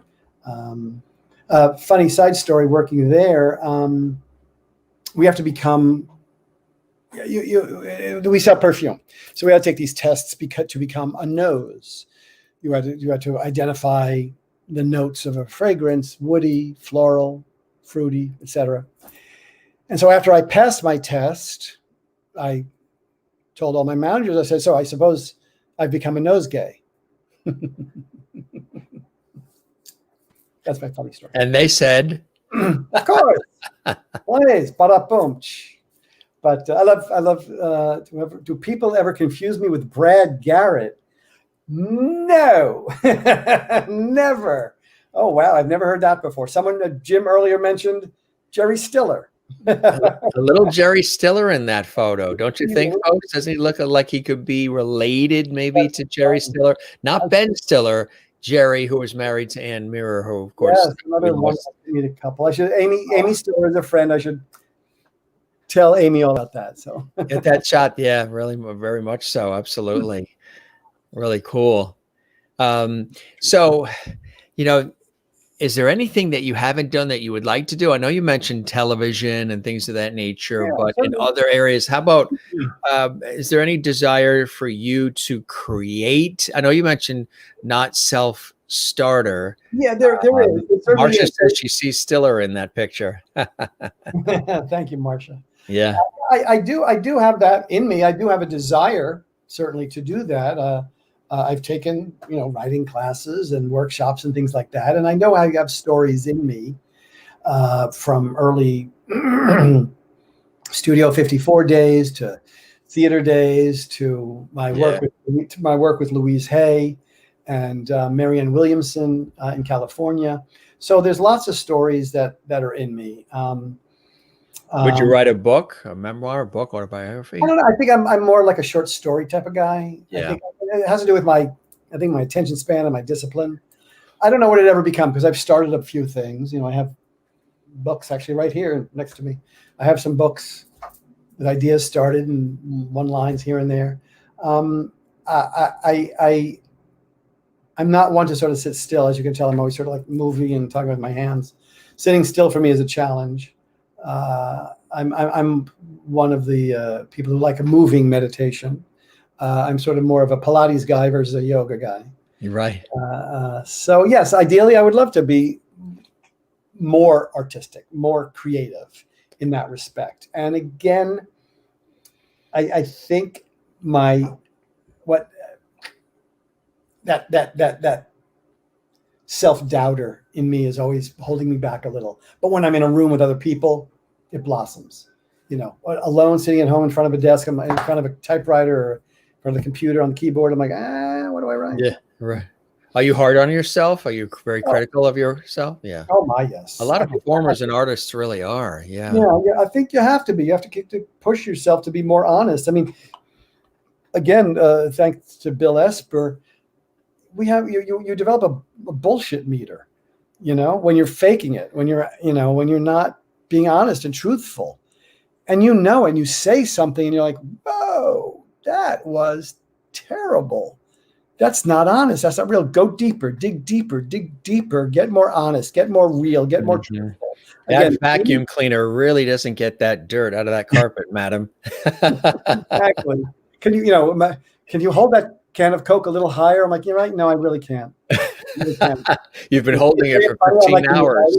These are my commercial auditions, so I'm not in 100 commercials. Can you say it funny? I'm like, well, can you write it funnier? I'm like, goodbye.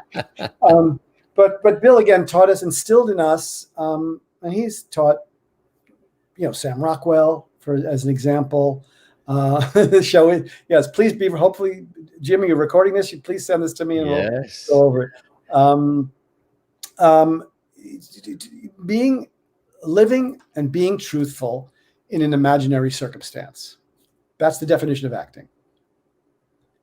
And to bring to life these characters, again, theater is odd. We're on a stage in front of people making tea. I'm really making the tea, but this whole situation is made up. I mean, it looks very real. It's a family. It's a mother and a father and a sister and a dog and a house. And blah, blah, blah. It's all very real, but it's an imaginary circumstance. And so you have to be as honest and as real. And it's heightened. It's theatrical. It's my church. It's my theater. It's my religion. And it's heightened no matter how realistic and honest and personal it is with someone. It is unnatural. Right. So you have to make it more natural and more honest and more real in order for that to come across, because otherwise it'll look like acting. It looks like you're acting at that. You're doing that as opposed to being that. Like an overacting. Yeah. Right. You push because you haven't gone deep enough into yourself to find that honest moment, because it's a series of moments. 1 + 1 + 1 moment plus 1 moment plus 1 moment adds up to thank you, Greg. Oh, Greg. And Greg is a great voiceover actor. He's a really wonderful voiceover. We went to high school together. You add those moments up, and that becomes a beat, and that becomes just a moment in a scene. So the whole character has a million of those that you have to add up, that you have to look at, and you have to look at every single one and add it up and add it up and add it up to create a character, to create something memorable, to create ultimately something honest and real.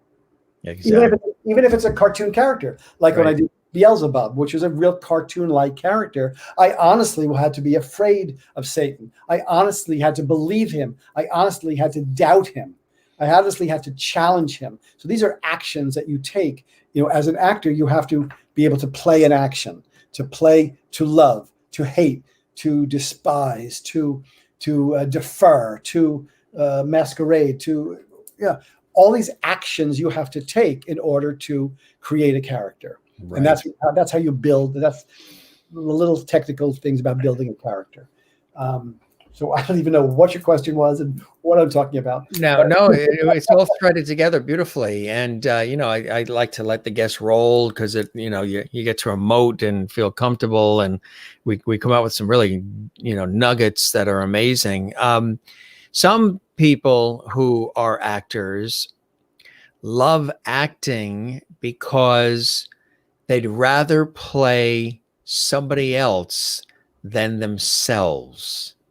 Where do you fall in line with that? I love myself. That's what I heard. You get it everywhere. All those billboards you have all over I-95.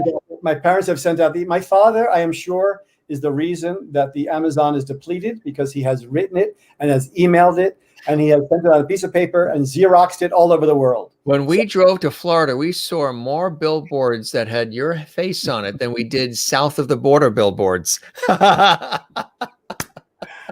So what I love then, exactly. What I love about acting is that you get to play someone else. Not that I hate myself so much that I want to escape into that. No, because ultimately you're always going to bring who you are to that. Right. You can't escape it. You are who you are. You're the tool. You're the toolbox. You're going to bring that. You're going to bring that experience. And if there's an experience that I've not, good, Bernadette, wonderful, good. And if there's a situation that you're not familiar with, that you don't have, that you can't relate to, that's where you daydream. That's where you say, what if, and you bring something that might be close to that. And, you try to see where it fits into your situation, into this character, into these lines. And that's the homework. And that's the homework at home. That's what you play with in the rehearsal room, know, but ultimately you're bringing a part of me. So the Roy Cohn part of me was maybe horrible to live with in real life, but on stage, I got to go and find the dark, deep, homophobic, nasty, desperate man who he is, or how he's written, both who he was and how he was written beautifully by Tony Kushner. So there was that dark part of me I had to really get into and get in touch with and bring forward. That's not the first thing you see whenever you meet me. Right. But there's a darkness that's in there that came out. That comes out. And the joyousness in God Shows Up, or in Beelzebub, from God to Beelzebub. So then talk about a the joy in being God, the joy in being Beelzebub, that we're going to win, we're going to get out of here. Oh my God, and then depression. All those parts of me that I can now magnify when needed, and then search for. And like I said, if there's a part of me that I can't relate to, I daydream. What if I won $1 million? What if I murdered a family of 6? I've never done any of those things. So, so that's where that's where the daydreaming part comes in. Right. Really fascinating. Really fascinating. It's what makes it all so interesting and unique and allows you to really add your nuances and essences, like you say, of yourself sprinkled into all of this work and all of these characters and roles and opportunities that you've had and continue to have. And what are some things that you're working on right now, even during all of this unusualness we've been dealing with in this year? Well, Things you're excited about that that are maybe coming up.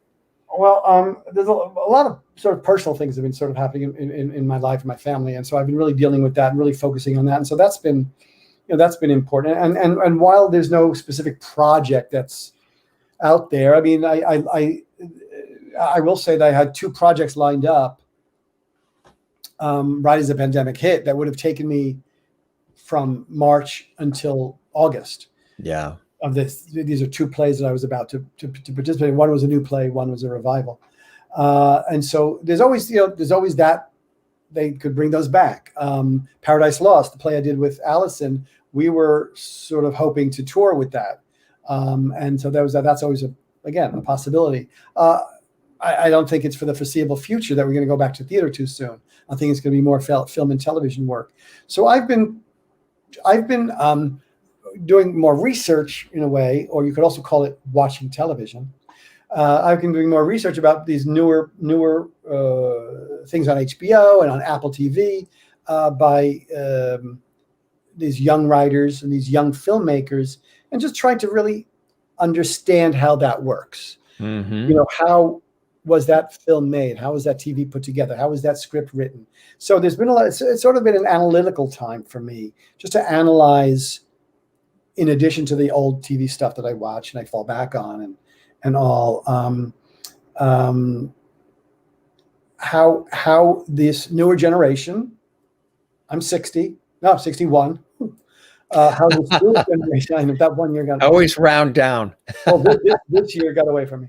Yeah. So you look at the younger generation, and which is where a film comes from, a shorter film, a TikTok, new video, short form videos. Where does that come from? That's not me. That's never been me. I'm talking about old school. I still, you wait for the agent to call on the phone and when's the audition, but now you have to self-tape and get yourself a ring light and things like that. So I'm learning, I'm taking the time to learn the technical aspect and to really investigate the newer art forms that are out there, the newer films, the New Fest, which was a new festival of an Outfest, gay and lesbian, trans films that are out there. Seeing a list of that, because as a gay man, there's a lot of stories that still need to be told, and they're not just about coming out or having AIDS. There's other things that gay men are, and gay people are, and aging. There's a story about that certainly in the future, I feel, and so I want to bring that aspect to it. There's I'm a member of the Ensemble Studio Theater and an artist member there, and there's a beautiful, incredible company called Youngblood, which is a part of our company, a writers group called Youngblood. They're all writers under 30. And R.J. Tolan and Graham Gillis really lead these new voices of the future into today's world of film, TV, theater. And reading their plays gives me an insight into their experiences that I may not have had. Whether it's a straight insight, a gay insight, a trans insight, different insights, a non-cis white male experience. So that's been really, really educational, just to read all that and to get to know these writers and just see, to remind them, some of them have dads and uncles and crazy neighbors, Yeah. We're all just not 20-year-olds and all, but, write what and remind them that they've got older siblings and relatives around. So it's been exciting to sort of to see the new work and how that's done. But again, the technical things like just being on this and Zoom and all, see how those work, backgrounds and what you can do with lighting and all that. So there's like been little classes on filmmaking. what this time has been about. Again, while I'm waiting for that phone to ring, talking to my agents today, that's like, well, hopefully we'll have something to hear. You'll hear from us. I'm like, well, hope so too. Right, exactly. What's the reality is, when we go and audition for a play, it would be me and 10 other guys. Now we audition for a film or TV, it's me and 1,000 guys, because no one's doing theater, you know. So you know, and I'm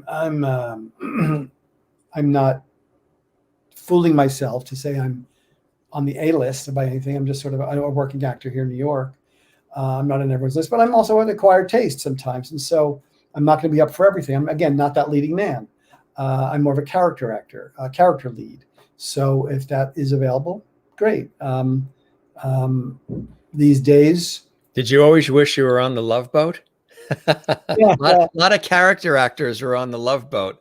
More Fantasy Island than the Fantasy Island. The plane. The plane. So yeah, those are definitely characters I would love to play. Love American Style. Love American Style. Oh, that was a joy. That was so much fun. Yeah. So, yeah, that's you know, you look at that and you see how there's personalities, there's character actors, you know, there's actors, there's artists, and you know, what persona? Who are you? Who am I? And I'm still finding that out. I'm still learning. I'm still growing. And I think once you find out who you are, keep looking. And that may morph and change with time and experiences too, right? Be open 100%, to change 100%. And yeah.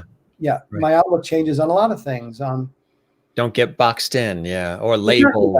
Exactly. And then also that's where the artist wants to come through. It's like, well, you know, that's the story. I don't see stories that tell this story of mine. Why not push that to the forefront? Why not get that going? You know, so your ears are a little more attuned, your eyes are a little more open right now, because there's not a distraction of work. Distract me. Exactly. But because there isn't, because it's right, lack of employment, I don't want to say unemployment, it is prolonged intermission, as I like to say. It is a time to investigate what stories are not being told, what's missing. Mm-hmm. Exactly. And maybe be a part of that. Karen says she remembers the Love American Style theme song. Love American Style. A little behind the scenes on that, Karen. The singers are called. They were prolific jingle singers. The Baylor brothers were part of that too. Thomas Baylor, who's worked with Michael Jackson, so many incredible people. But the people who sang that theme song to Love American Style were also the backup singers for the Partridge Family, as well as the Monkees and several other, and they did a lot of jingles for TV and radio stations, commercials, the Ron Hicklin singers. So those were the ones that had that sort of youthful 70s sound with Love American Style. They did a lot of great stuff like that, Partridge Family and so much more. Because as you know, the only ones that were really singing with the Partridge Family were Shirley Jones and David Cassidy. The rest were like me and all my Broadway musicals. That's it. Bernadette. Jim, I know I've commented this on other nights, but it bears repeating. Thank you so much for these shows. It's a dream come true for us to be able to interact with these fantabulous actors, singers, performers. Both my team and myself are deeply appreciative. Oh, my pleasure. That's beautiful. More levity. Thank you for that. Well, I tell you, my friend, we almost chatted for 2 hours here, and it goes by in a New York minute. Oh, Peter Tork, yes, like June said. Oh, Peter Tork. Was in a songwriting class with her. Didn't his mother invent Whiteout? That Michael Nesbitt, the tall one with dark. That's why you never really saw him as much with reunions and autograph signings, because Michael Nesbitt, who was the tall monkey in the Monkees, George hair, he had the hats. His family created Whiteout, and they were just sort of that group was thrown together. They weren't really a group. They were thrown together for the television series. Right, right. And then they became popular. Then, you had the T-shirts, the lunch boxes. You had that with, Those albums and those great songs. Those great songs of the the Monkees. Monkees. You had the Partridge Family. You had the Brady Bunch. I mean, everybody had lunch boxes, T-shirts, and posters. And when you were a kid, what posters were on your wall? I was a Peanuts fan. Oh yeah. So I had the posters that I put up were sports posters. Was the Jets. I was a big Jet fan. Joe Namath. And actually, when I was doing As Is, Joe Namath climbed. I was, my first Broadway show, climbed the 4 flights up to my dressing room to tell me to congratulate me on the play. I was just, and I've met, I've worked with John Malkovich, I've met Justin Hoffman, Steven Spielberg, and Joe Namath walked into my dressing room. Broadway Joe, and I almost fainted. I was, oh my, and I was just like, and I grabbed an envelope. I'm like, sign this, Please sign this. Yeah. Was like this hero of mine. His hands were like the size of Wyoming.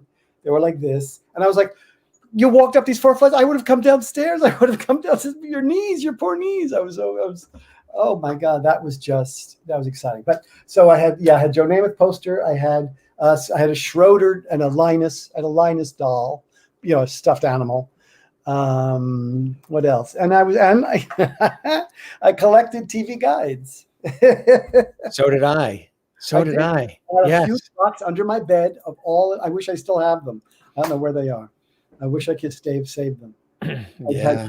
I would just wait for that and wait for the fall preview to come out. That was like my Bible. I would go over it. What am I going to watch? Oh no, I can't watch. Oh, they're going to go against each other. What do we do?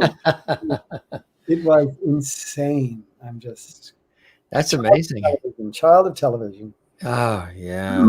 That's cool. Was there ever a TV show you wish you were on growing up or otherwise? Boy, I would love to have been a part of that family or that group or, that show. Please Don't Eat the Daisies. I love that show so much. And she was, again, that and Dick Van Dyke, because they were writers in New York. She was a playwright, Jean Kerr, And and I didn't know it. I didn't make that connection at the time. But years later, I realized the shows that attracted me were New York writers and artists. They were theater people, and I never. But definitely that show. Later on, I really wanted to be on The Sopranos very much, but I wasn't Italian enough. Go figure. What was that last name at all? It's a light-skinned Italian. Oh, the light, yeah. But you were from New Jersey. New Jersey. What are you going to do? Catholic Italian boy from Jersey, and I didn't get to hey, what's up with that? Forget about it. I mean, later I got to play some soprano-like characters. You all were almost on a jury together? What? Starfighter? We were all assembled. The lawyers. I never got called a jury. We were almost. Oh, me and you, Starfighter. Who are you? Oh, wow. Okay. Sorry. Who are you? Starfighter LLC. All right. I trust you. Tiger Beat. They watched Sean Cassidy. Sean Cassidy. Yeah. That is funny. Who watched the $1 Million Movie? Oh my God! That's Channel 9. Yeah. And I didn't even know that was the theme. That was the theme. Gone with the Wind. You could recite the TV. I could. Pam knows. Yes. Do you still have them, or did you get rid of them? I wish I had. I got rid of them. Me too. Yeah. They're very collectible. Yeah. Oh my God! I'm sure they're worth so much right now. I collect my S trucks. Oh yes, that too. Sure. Yeah. My mother would always get me Hess trucks. Yeah, right. I had the Lost in Space robot too, and my sister had the Mrs. Beasley doll from Family Affair. Right, Family Affair. We had Kathy Garver on this show, really? who played Sissy. Yeah, the older sister, Sissy. Here's the update on that. I was one of the 10 people who guessed when your name was called by the clerk. Oh, well. ring a bell or? Yeah, I missed that gasp, but thank you for gasping. It's better than rasping. But I do want to say, I want to thank my partner, Steve Albert, for being so supportive during all these times as well. I want to say that. Oh, yeah. Earlier, we were talking about dogs, and he and I take care of these dogs together. It's really his job, not his job, his side gig, and it's really kind of bringing these dogs into the house. It's really been wonderful, and he's been really supportive, especially during these times here as we all push through and try to stay alive and awake and coherent and safe, and we haven't killed each other, and that's been joyous. That's been nice. So I just want to kind of a shout out to him for being the good person that he is to me. Where is your family based mainly? Are they across the country, or is it New Jersey? Mainly New Jersey. I have one set of cousins who were always in Camden, New Jersey, which we would rarely visit, and then they moved to Tulsa. So and I think over the years, I think so. The main family was Jersey City and North Jersey. We would River Edge, Hasbrook Heights, things like that. And Jersey City and New Jersey and Hudson County and Bergen County. And then slowly, as the families grew and grew, I have 22 first cousins on my mother's side alone. I have cousins now in Washington State, San Antonio, in Texas, Oklahoma, but mostly New Jersey. We mostly stay in New Jersey. It's not a very well. My name Liberatore is not a extremely common name, but I know it's really interesting. I was telling you earlier, I was wrestling. I've been wrestling since grammar school, and I wrestled up till 2014 or 16. I was in the gay games in Cleveland, and I got a silver medal. But I think there's a wrestling family, a Liberatore family, their brothers in Ohio, who have the same last name. So that's kind of interesting. But I don't know if the cousins that I'm aware of are mostly New Jersey. And yeah. Where are you from? Where's your family from? Well, originally New York, Long Island, originally. So the family, my father's side hails originally from New York. Of course, everybody Europe first, but right. New York, the city, and then outskirts. And then my mother's side, my mother's the youngest of 16. Oh my! I know. I was waiting. I always wait for the pause, and then it kicks in. She's the youngest. My mom was the oldest of 6. Yeah. But wow, my mother's the youngest of 16. The youngest of 16. Still around? Yep. They're in Florida, of course, and where will we all go? Which was really interesting that with the 16, my mother being the youngest of 16, the oldest is only 20 years older. So there was only 20-year span in when the 16 were, Wow. Yeah. The grandparents were busy. Well, there was only 4 channels back then. There wasn't a lot of Netflix didn't exist at that point. It was a twinkle in somebody's eye. Exactly. Somebody had to work that land.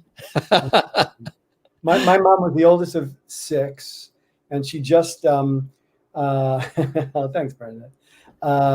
Second of 11. Wow. She just passed last year. She was 101. God bless her, huh? And her youngest, my Uncle Junior, was like 20 years her junior. So yeah, so it was very funny in the wedding pictures, my parents' wedding pictures. People are like, Lou, how are you at your parents' wedding? I'm like, what do you mean? There's a picture of my Uncle Junior, my mom's youngest brother, looks just like me. It looks like I'm at the wedding party at my parents'. That's amazing. We do start looking like our folks as time. I see. I'm more my mother's side than my father's side. My sister is a little more my father's side of the family. I'm more my mother's side of the family. The nose is definitely my mom. Yeah. I can see that, definitely. Yeah. Although- Yeah. And my mother's side was much, we were just a little louder, a little more expressive. Breakfast and lunch ended up, on our shirts. And my father's side of the family was very suits and ties and a little more staid and a little more, kind of a little more conservative, and Yeah. the Yeah. lawyers of the family. My grandmother always wore black, and the house was very dark. And that my mother's, my father's mother. My mother's mother was like, hey. Are you 100% Italian, or are there other things in there? Both sides. I mean, I haven't done an ancestry thing, but both sides are Italian. Yeah. Yeah. So I don't want to give my DNA away, but I trust them 100%. But yeah, just 100% Italian that I know of. Naples and Salerno. And when I went, and it's interesting, when I went to Italy for the first time, Rome and Florence and Venice, etc. When I went to Naples, and then Naples to Capri, I saw my family. There was my Uncle Tony. There was my Aunt Rose, my grandmother, Philomena. I saw I saw the faces, and I saw where I came from. It was like just a train just ran over me. I was like, this is where I'm from. This is who I am. We grew up in Jersey, and it's Italian American, but leaning more toward the American at that time. The Americanization of your name. My mom cooked a lot of chickens and roasts and thing, where my grandmother did more of the Italian cooking, the lasagnas and the homemade raviolis. And every day, every week, every Sunday, we'd go over to her house. Everything was homemade. And my mother, that generation, my mom's generation, was a little more Americanized. Again, pronunciation of the last name. The food was a little more Americanized, and we were all like, "Why didn't we learn Italian?" And so, like all the kids, like, we want to learn Italian. We want to tell us more about the history. Tell us about Italy. Tell us about this. So when I finally went to Italy, it was just like, whoa, this is where I'm from. You were right. You felt the connection. Everyone has to go back to their country of origin. They should, yeah. Because you're blown away, and you don't realize how much it's in you, and how much you've retained. It's incredible. And when my parents, I was lucky enough, got to burn this in London, and yes, teens do pass on. When I got to do the play in London, with the wonderful Juliette Stevenson playing the Anna role with John Malkovich. John was great. Little side story about this. They wanted the original cast to go to do the show in London, but Joan Allen didn't want to go. And so they said, okay, well, we'll bring John Malkovich over, because he was international at that time. And as far as the union rules, Actors Equity rules, he can go because of who he is, his stature. But they wouldn't bring other actors who were lesser known, because you're basically taking a job away from an English actor. But John said he wouldn't go unless they brought me. That's the kind of guy John is. He was just wonderful. That's amazing. I got to go to London to do the show, which was 6 months of my life, which was great. And so while I was there, my parents flew over to Europe for the very first time, and to see the show. And obviously, but then they went to Italy and they toured Italy. My parents arrived, and the show had already begun. And so they brought him to my dressing room. My dressing room happened to have a wonderful chair and a lovely couch, a little bed, a little settee. And my parents were backstage during the show, listening to it over the speaker. And my parents had seen the show 100 times already.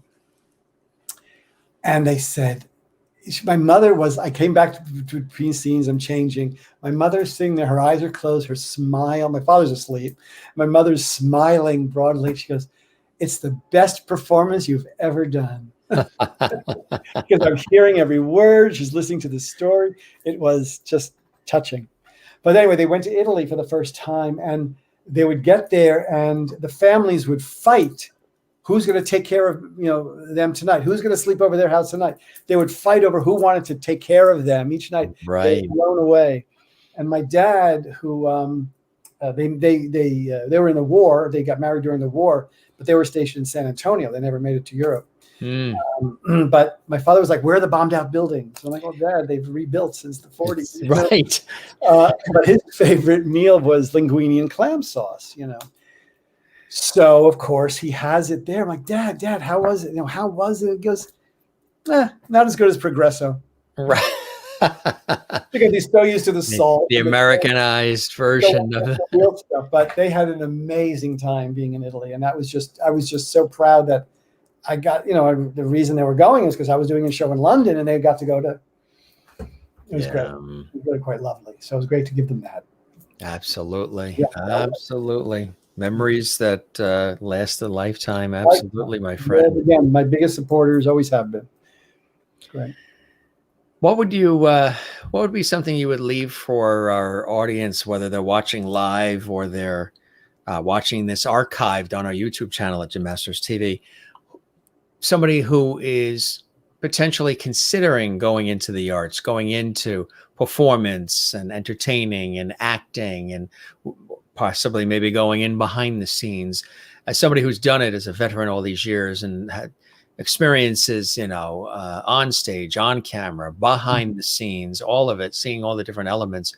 What would you say to somebody who is considering this as a choice for their life and their career? I know a lot of people have said, and I completely agree, don't go into any of these fields that any of us are in, where we're in the public eye like this, if you're just doing it for the fame, just doing it because you want to be famous. I was just going to say that. Number one is don't do that because, again, to be famous, 99.9% of us are working actors. You've never heard of us.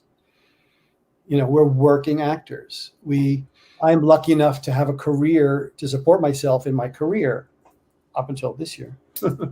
But I was lucky enough to be at film and television and theater where I supported myself. And that was my chosen career. I didn't have to have a side job. Not to say I haven't had side jobs and not to say there's anything wrong with those. But I was lucky enough. I have been lucky enough this past few years to support myself. But to go into it for the fame and the glory, then you're going to miss out. Then you're not doing it for the right reason. I tell people I don't know what else to do. I did not choose this profession. It chose me. It was very much that I just followed an instinct. When I was in high school and I was wrestling, I always wanted to then also I was upset because I couldn't be in the plays in the winter. I had to wait for the spring. Then in college, my degree was going to be in theater. It just was. I didn't have a thought about what else or at all. I just followed this instinct. And I've been lucky enough that instinct has served me well. But again, what I tell to the students that I teach, know who you are and know what you want. Know that it's a tough road. It's not going to be as easy as it seems I call it the American idolization of this entertainment business. You get on TV and you become famous. It's not that at all. There's so much more work involved that you do not see. You see my performance, you see the end result. You didn't see the weeks and days and moments and hours that I spent agonizing and screaming and yelling and screwing up and falling again and falling better until we find what works. And that's just in the produce section at the supermarket. Exactly. That's just me on a Tuesday. But know who you are and know that you cannot do anything else. Right. No, you have no other calling. That you are an artist. I didn't realize that till much later, till I was in London when I was working and I was at a party and someone said, "Oh, what do you do?" And I'm an actor, shyly, because I was conditioned to the response I got in the United States was like, "Oh, you're an actor. What restaurant?" Right. What do you do for, what's your hobby? I'm like, "Oh, I'm an actor." And they said, "Oh, come talk to me, sit with me. You're an artist." I'm like, "I'm an artist."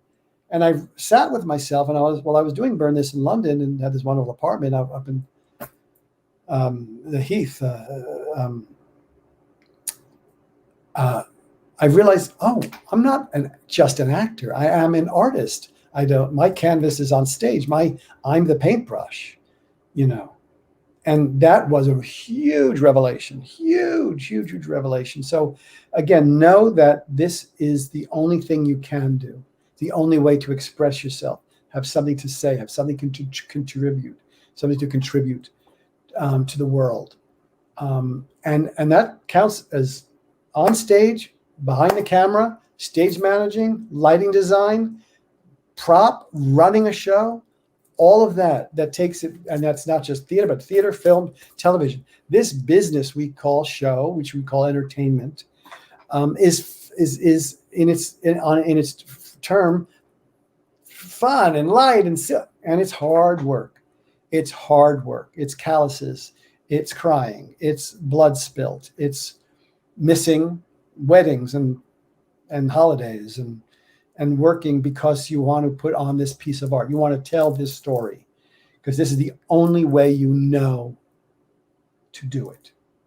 So know who you are and know that there's nothing else you can do in your life. And that's, hopefully, take that in and hopefully that can guide you. Either that or go into accounting. Right? Exactly that. Plumbers make a lot more money than we do.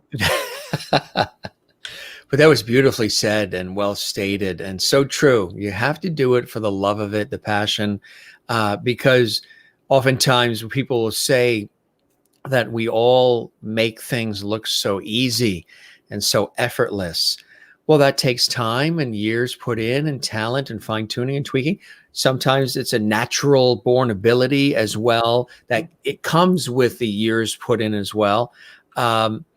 But when it's made to look effortless and easy, that's because we are, tasked with doing that. If somebody's going to watch a TV show or a movie or listen to music or stage or anything, even a show like this, whatever it is, they want to be taken away from the chaos of life, taken away from the realities of, the stress and the sadness and tragedies of life oftentimes.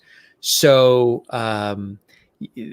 effort and toil isn't necessarily something they want to see. They want to be entertained. They want to be informed. They want to be swept off their feet. Mm-hmm. So it's up to us to be able to do all that. To have that happen, there's so much that goes on behind the scenes to pull it off, neatly, effortlessly, joyfully, as we know collectively. And you have to be willing to put that time in, those days, those hours, rejection, criticism. No, the word no. You have to get no. The word no, and that outer shell. And then you have to set boundaries. That's something I learned. Yeah. In recent years, you actually have to set some boundaries for yourself. It's very important to set those boundaries. You have as well, right? Well, one of the things I've told my agents over the years is, whatever I audition for, whatever character I audition for, it has to have a name. I'm not policeman number 2, or bystander number 3.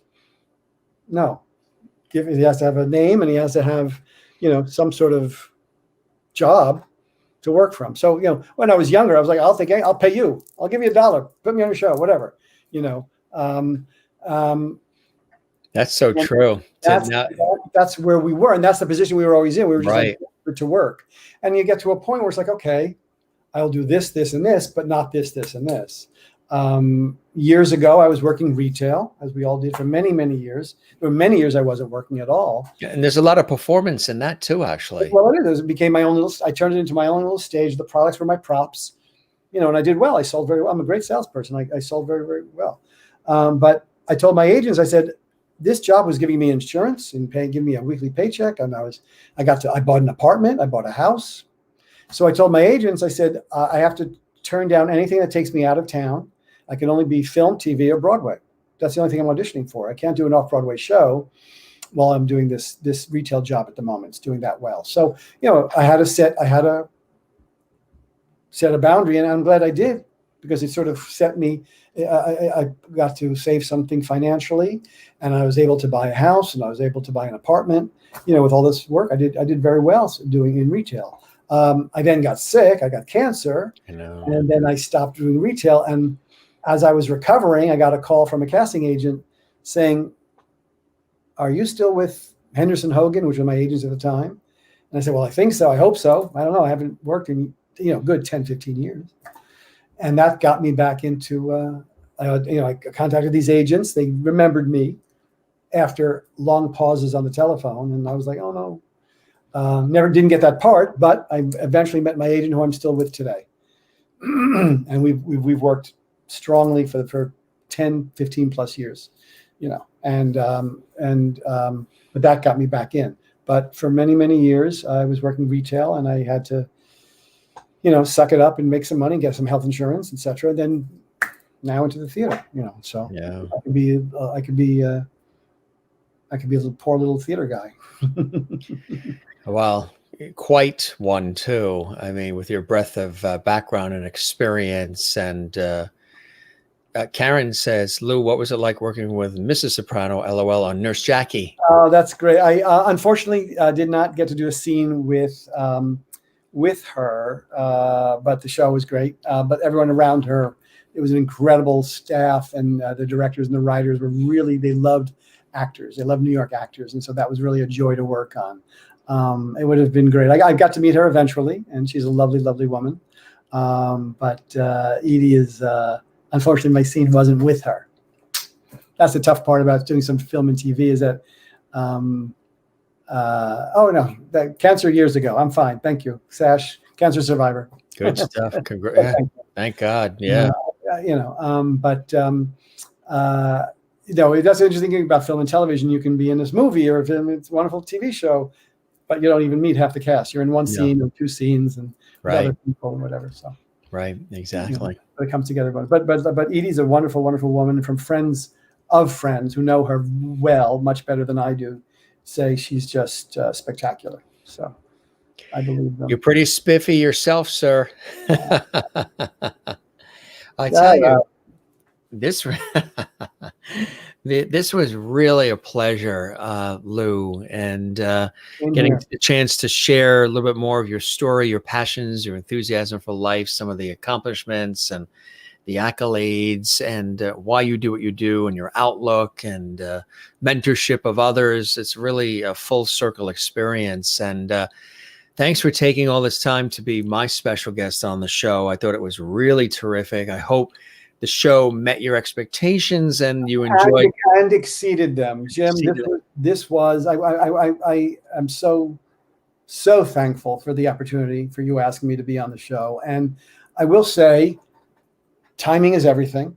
And because we're in this extended pause, it was something joyous to look forward to and to participate in, because I was able to sort of, go through some archives to send you pictures and some bio about some projects and everything, and realize, you know what, I have a career. There's been a wonderful career, and so it was lovely to sort of touch back into that, and to realize again, to remind yourself again why we do this, and to share that with audience and with students, and reaffirms it in me as well, that this is what I continue to do, because you doubt yourself, and especially when you're not working. No one wants me. You go through this all the time.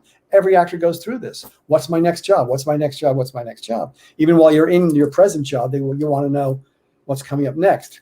And right now, we don't know. I don't know what's coming up next. And so I'm trying to be involved. But doing this and connecting with you, and talking about the industry, and talking about what it means to me,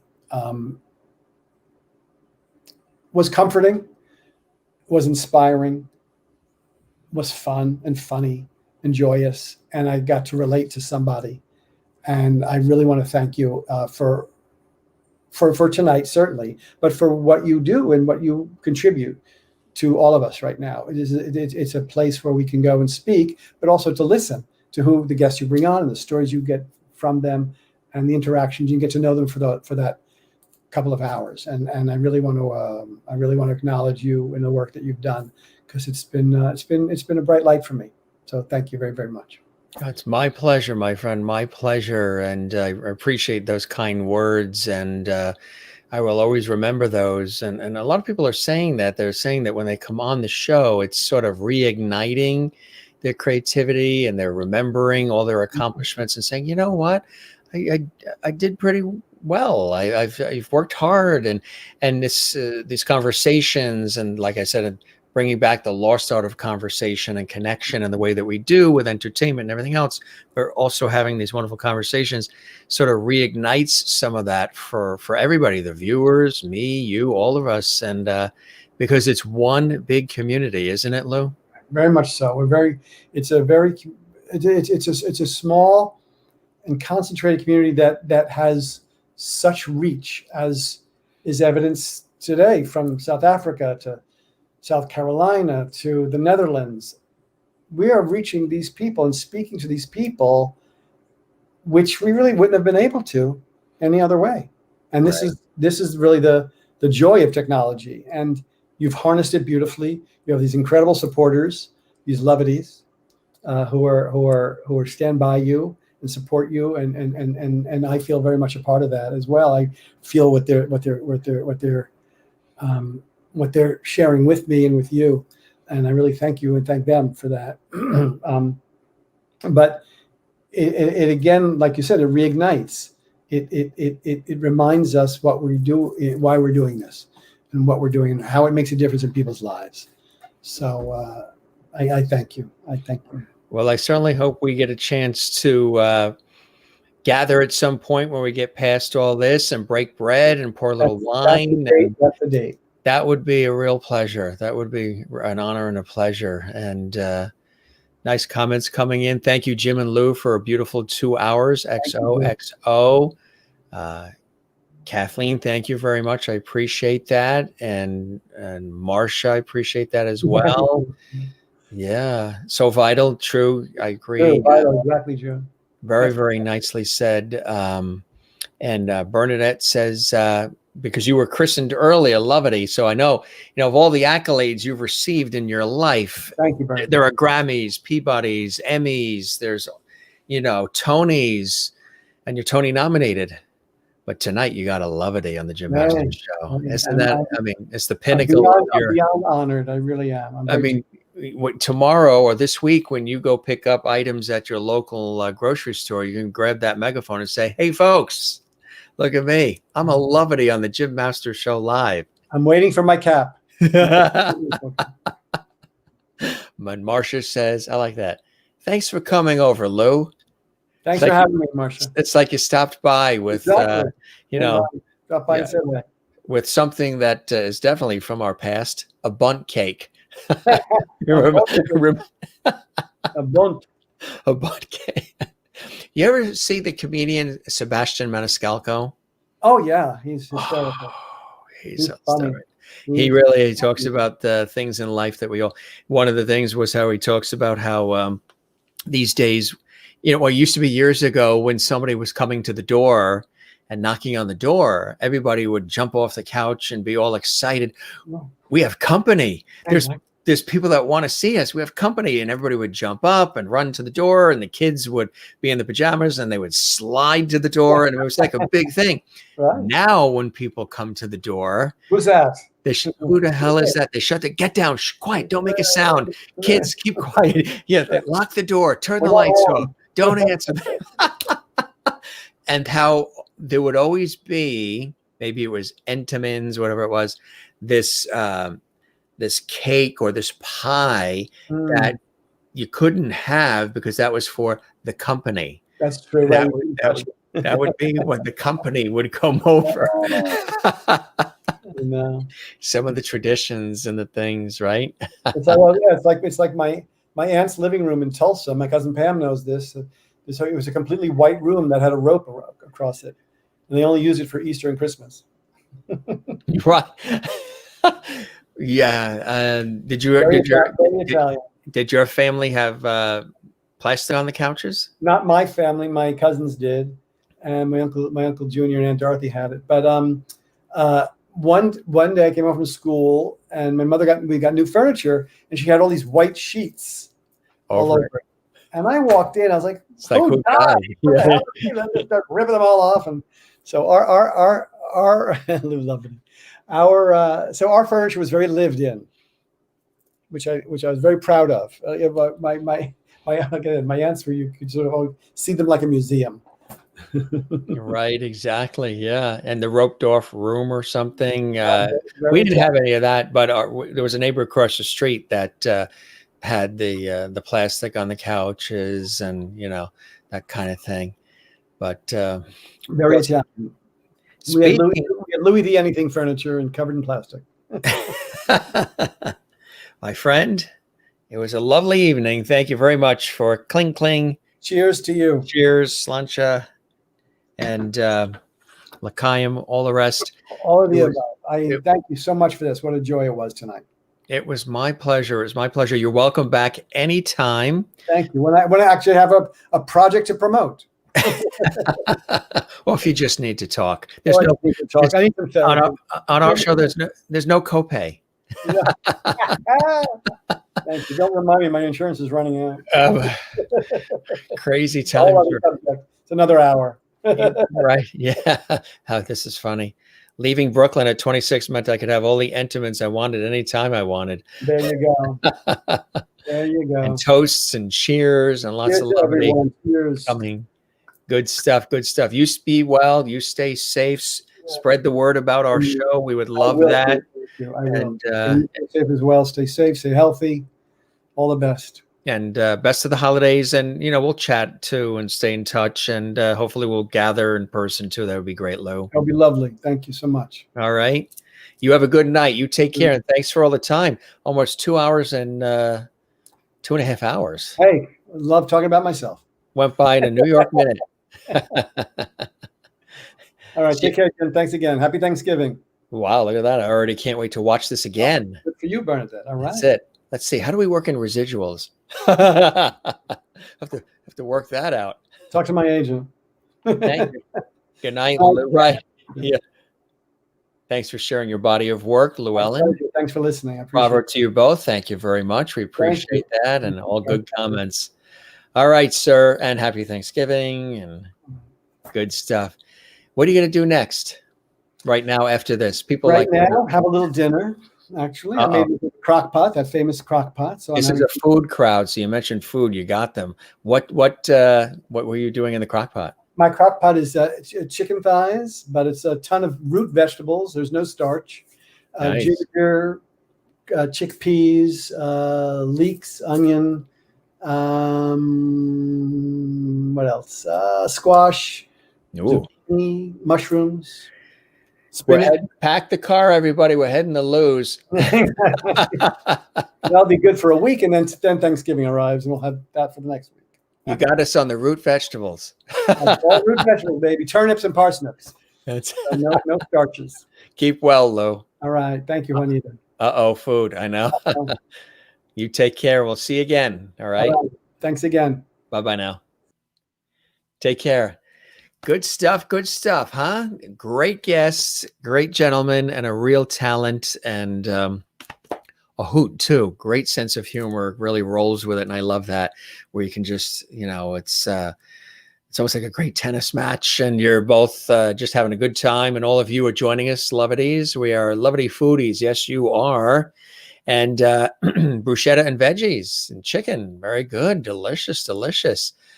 Great show. Thank you very much, Marcia. I'm glad you guys enjoyed it. Thanks for all these wonderful comments, all the lovity. Lou is really terrific. Again, if you missed any of these photos, these literally just scratch the surface of his long and illustrious and continuing career in the business. And again, a real pleasure to have him here on the show.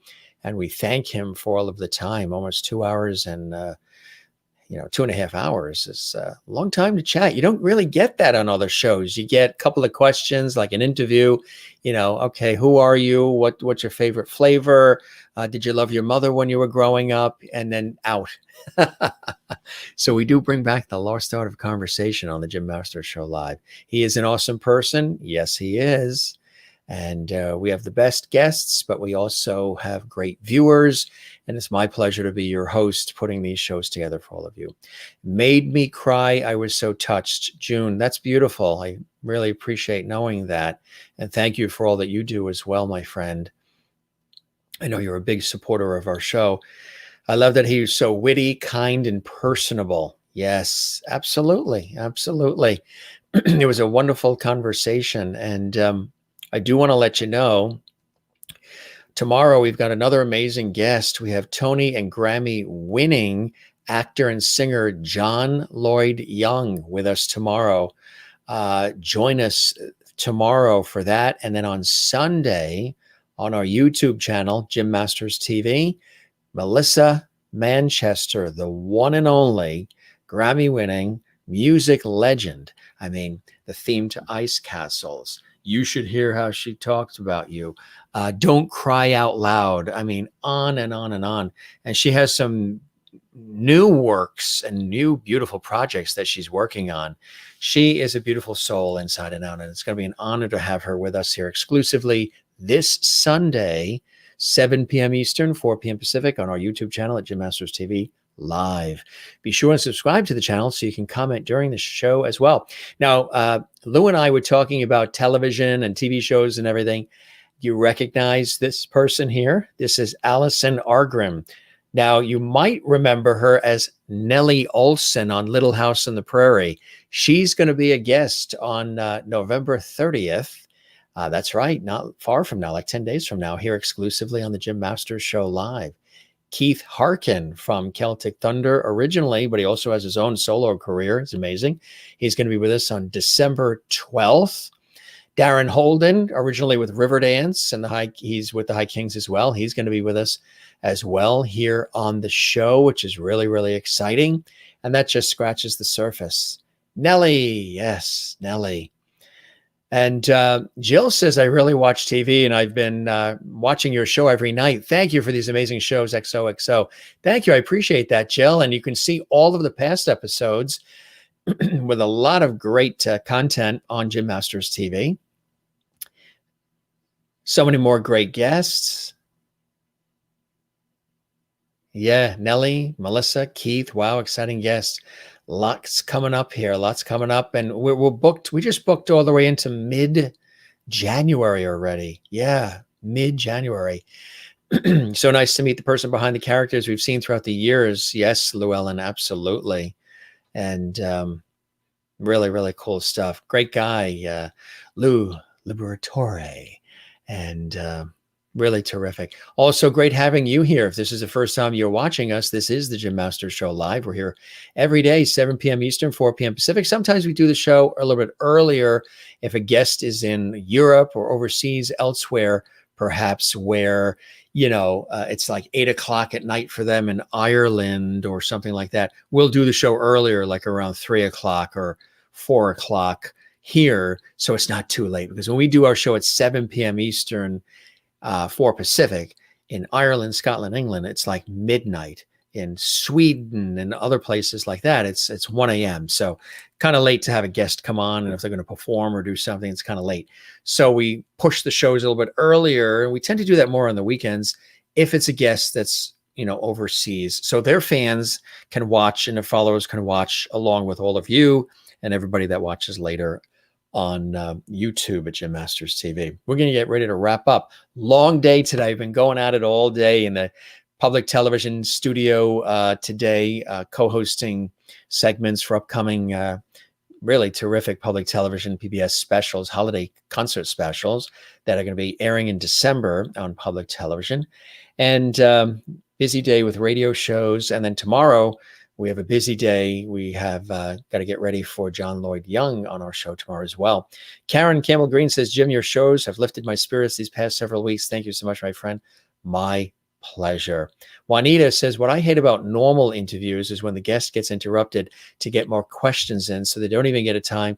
I get irritated by that too. Sometimes I've seen people who interview news or whatever it is. They're not even listening to the person that they're interviewing or chatting with. The person just said something brilliant, fantastic, incredible. You don't want to cut that off and just say, next question. You want to elaborate and tie and thread, into that, and maybe even relate some of yourself into that. And that's what I like to do as well. So I'm always deeply listening. And some people, they just have a list of questions. They want to get to the questions and that's it. And sometimes if you have a guest, Now, obviously, it's the Jim Master Show live, right?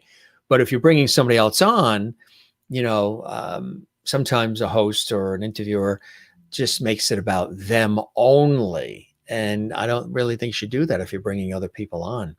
I'm a sort of a communal, all-inclusive type guy. So your show is such a treat. Thank you very much. I really appreciate that. And Kathleen says, thank you for another great show, Jim. So many cool guests to look forward to. Thanks for all you do. She says, exactly. And really, really cool. And this is really, really something. I tell you, I'm looking at all these great comments and it's just amazing. You guys are really something else. Yeah. Oh, Allison, Nellie from Little House on the Prairie. You're going to love that. Absolutely. And Nellie was a brat on that show. She really was. That she played that role to a T. Everybody couldn't stand her on Little House on the Prairie because that was the role she played. And she really, really nailed that. And again, thanks for all these great comments. And we appreciate you all being here. We're going to wrap the show up. And they're always rushing through as well. Yeah, that's very true. Thank you very much, Karen. I appreciate that. You lift interviewing to an art. That's cool. I really like that. It's the first time I've heard it expressed that way. That's beautiful. Bernadette says the consensus is that you're a blessing to your guests and to your audience, Jim. Thank you, Bernadette. I really appreciate that. Beautiful for all of you to say that. Touches me very much and keeps me moving forward, doing all these great shows.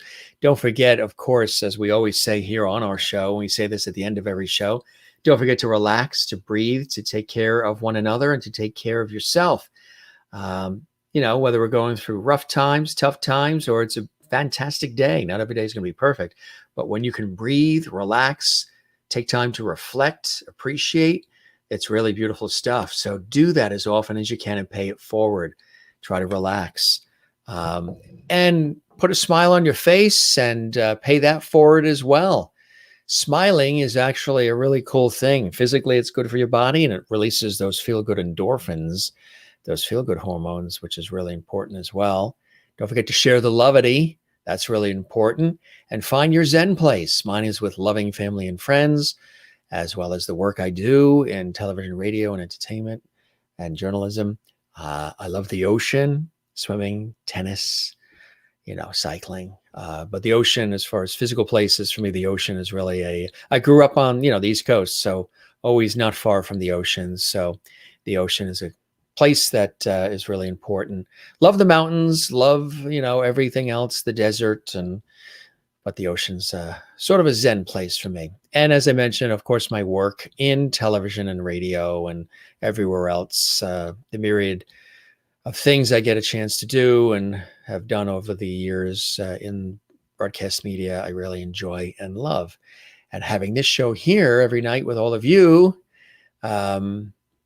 is great. What is actually better for the show? YouTube.